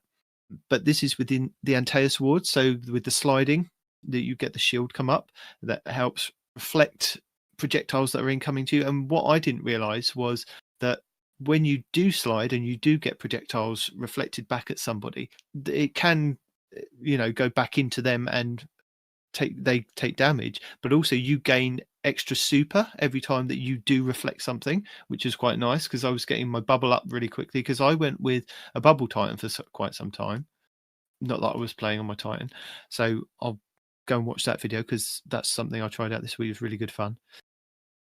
Which also was really helpful. Fallout Plays did a video on what can you reflect with the Antaeus wards, and it's about an 8-10 minute video, but he goes over literally supers, weapons, what you can reflect and what you can't reflect. Mainly there was a lot of things that you can reflect, like the blade barrage was quite funny. You could reflect a blade barrage if you were sliding on a ledge higher than the blade barrage was actually going out, but if you were on the same level, you'd kind of get hit by the knives that went out on the floor. Well, to be clear, you can reflect from both places, but only one of those you'll survive the reflection. Yeah. Rockets was a really good one. I managed to do one, and I actually got a clip of it sliding around, and I managed to slide just at the right time. This rocket hit me and it got reflected back, but it did actually hit the guy. He didn't have tracking on his rocket. I don't know what he was playing at. It just went straight past him. Anyway, so yeah, I had good fun with this, and it was really interesting to learn. I mean, some of the things are kind of pretty straightforward. You're never going to survive a Nova Warp. That's just going to kill you regardless. Golden Gun, some of them you can tank. I think it was top tree that you can reflect back, but bottom tree you can't. So things like that. Very interesting to see what you can and cannot reflect with the Entei Swords. Because again, it's just a different build to try out and have a bit of fun with. And I found it really good fun in Iron Banner. Fallout Place also has the top 10 most farmable god tier weapons. Now, this is his personal selection. It's not necessarily the best weapons in the game, but he goes over the weapons that he would say that are easily farmable in the game, and you could look for these specific roles or these weapons to see if you can get a good roll on them. So go and check that one out. And one of the best videos this week that I saw quite early on in the week was Lucky at 10p did an Hunter invisibility build. Now this is with using old armor from previous seasons. So if you are a year 1 Guardian and you have access to any of the old armor that you can pull out of collections. So I'll give you an example. So I pulled out the Sovereign set from New Monarchy, and this set was able to give me the stats that I needed in the right places. And what you want to kind of do is build for literally 100% mobility. If you've got an old pair of Frosties from previous seasons, that's an old version, not a 2.0 version, it works even better. But I've only got a 2.0 version, but it still worked for me. So I put on this whole set of Sovereign gear, which gave me 100% mobility with my 2.0 Frosties. And what you then have to do is on the old set of gear is you can put Paragon mods on top of that if you've got those. So you're stacking mobility, which is something where they've changed recently. Mobility affects the regenerate of your dodge. So if you have 100% mobility, your dodge will recharge a lot faster. And if you're putting Paragon mods on top of that, with Frosties, you can stay invisible 100% of the time. I'm not joking. Literally 100% of the time in Crucible, PvP, you can be invisible. Just running around, shotgunning people, bastioning people. Oh my God, so much fun.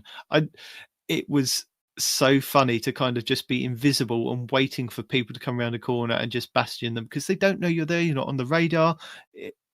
So if you've got access to year 1, I believe in his video he was using the old Crucible set that you can pull out of collections, and it gives you the kind of same stats. I mean, the chest piece gives you like 20 mobility. You've got gauntlets that give you plus 30 mobility. The helmet, again, 20. And then you've got the class item that you can then put on Paragon mods as well. And I think my Frosties I pulled out of collections, but they were quite a high mobility stat anyway. So I was quite lucky with that.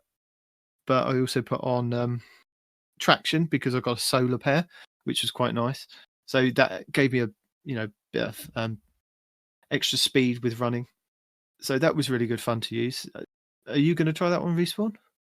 Have you tried it? Yeah, the only problem I see is Bastion, when you start to charge it breaks your invisibility. So, I don't know. I guess you really got to catch them unawares. Yeah. Shotgun's quite good fun, though. Don't use Lord of Wolves because I'm sure that flame is visible. It's a little obvious, yeah. So, what you're saying is that you could just make Respawn even more furious and rage-ridden. Yeah. No, I think if I was invisible most of the time. Actually, no, what am I talking about? He's a warlock. He's not a hunter. Yeah. The other day, when I was on with you and Dandy respawning, you guys were. I think it was either you by yourself or you and him were playing together. But like every 3 seconds, it was just like, "You mother with the shotgun!" Yeah, where are you? Something besides a shotgun. Freaking noob with your shotgun. Before I realized that you could kill a Titan inside his bubble with what's this called? Then Bastion. Yeah, Bastion. I was getting killed by all these Titans with the shotguns. And it was, oh my God, it was rage inducing. It was And then I pulled out the Bastion. I was like, I'm losing anyway. I might as well check this out. And then, of course, the first Titan I came across, he popped his bubble on the thing, and I pre-fired. I killed him. I'm like, oh, what now, you son of a! I went off. But yeah, no, I was pretty rage-induced up to the point to where I discovered that. So the last couple of videos we've got are a couple of Cheese Forever, because how could we forget Cheese Forever?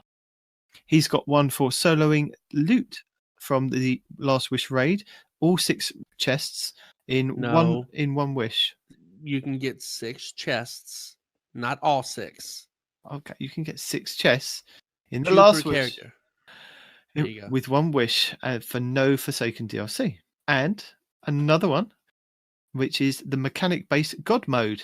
So you are immune to wipe mechanics. So this works well in the Garden of Salvation raid. Anything that you can kind of, he says, like the Vex pools of Radiolarian, fire, you can kind of stand in and not die. You still will get shot because it's a kind of glitch into first-person mode. There's only about 3 or 4 steps to it, and he says it's not as hard as it sounds. There's like equipping a sword, jumping, swiping with swords, wasting your ammo, and kind of doing that. I haven't tried it. Might try it. Don't know, because I'm not a hunter, because it can only be done on a hunter. But it looks interesting.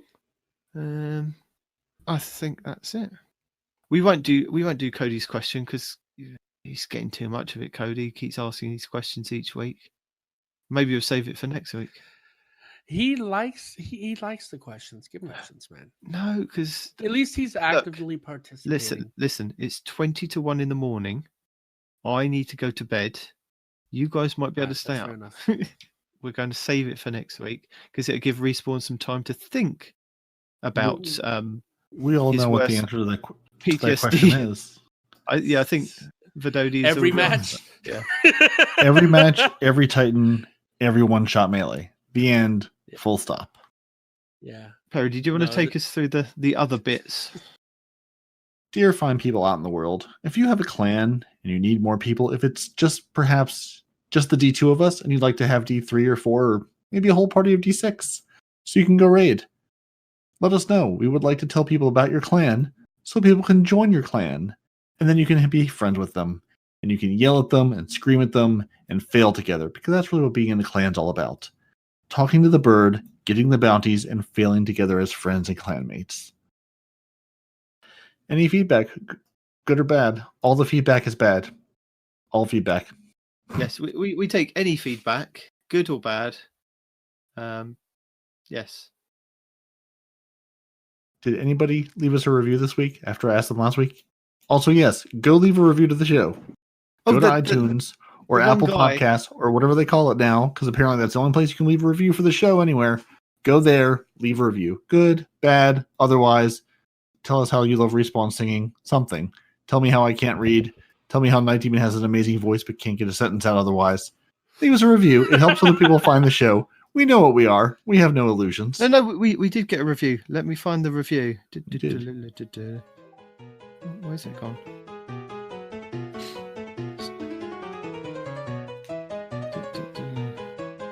Hang on.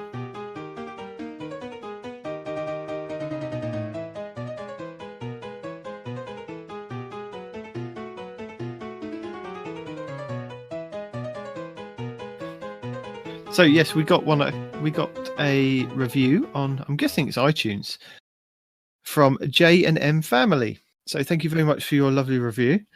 Best D2 podcast, period. I don't normally write positive podcast reviews, but when I do, it's for 2 Warlocks and a Warlock, which is what we are this week. So well done, fellas. Get a Warlock to control your MP3 volume. I'm not entirely sure what that is. So, more information, please. Maybe it's on the YouTube video. Very nice, wholesome review. It is. We do love a good wholesome review.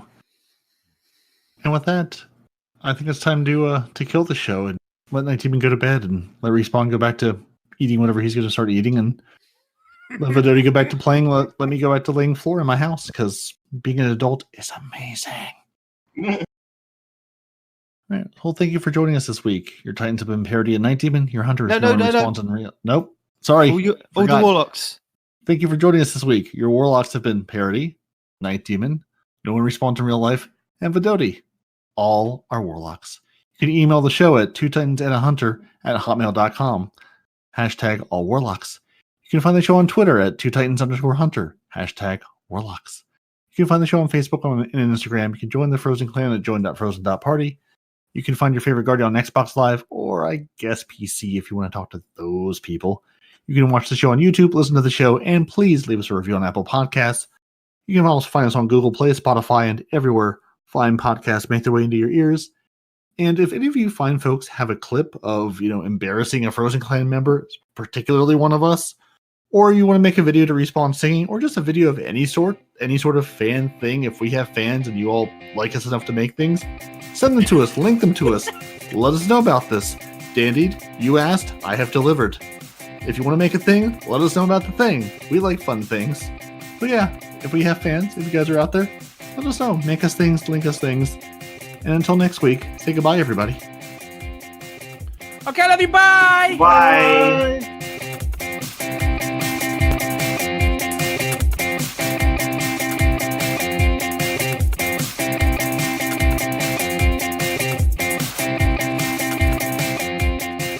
Did you want to take us through the other bits and then the end of show? Yes. No, there is no other bit. There is only end of show. No, We're look, done. it says other clan. It does. It really does. Just clan recruitment advertisement. You feel bad. You could join the Frozen Clan, but really, you should go join another clan. Not our clan. I give up. You act like you have given me additional information here. I have nothing. You know the thing that we used to do that we haven't done for a while, Yeah. where we advertise the clan. Yeah. Did you include what the clan is at some point, or am I supposed to just make one up on the fly here? No. Does anybody want us to advertise? Oh God. No. Oh. Not a single person has ever mentioned that they want us to do this. I'm not sure They anybody did. joined the ones we did. No. I did. Mm-mm. Where? I'm not being silly. I'm honestly asking you. We've If it's done there. it several times. Lots of people. We had like about 2 or 3 people that wrote in and said, "Could you advertise our clan?" Well, where have we put this information?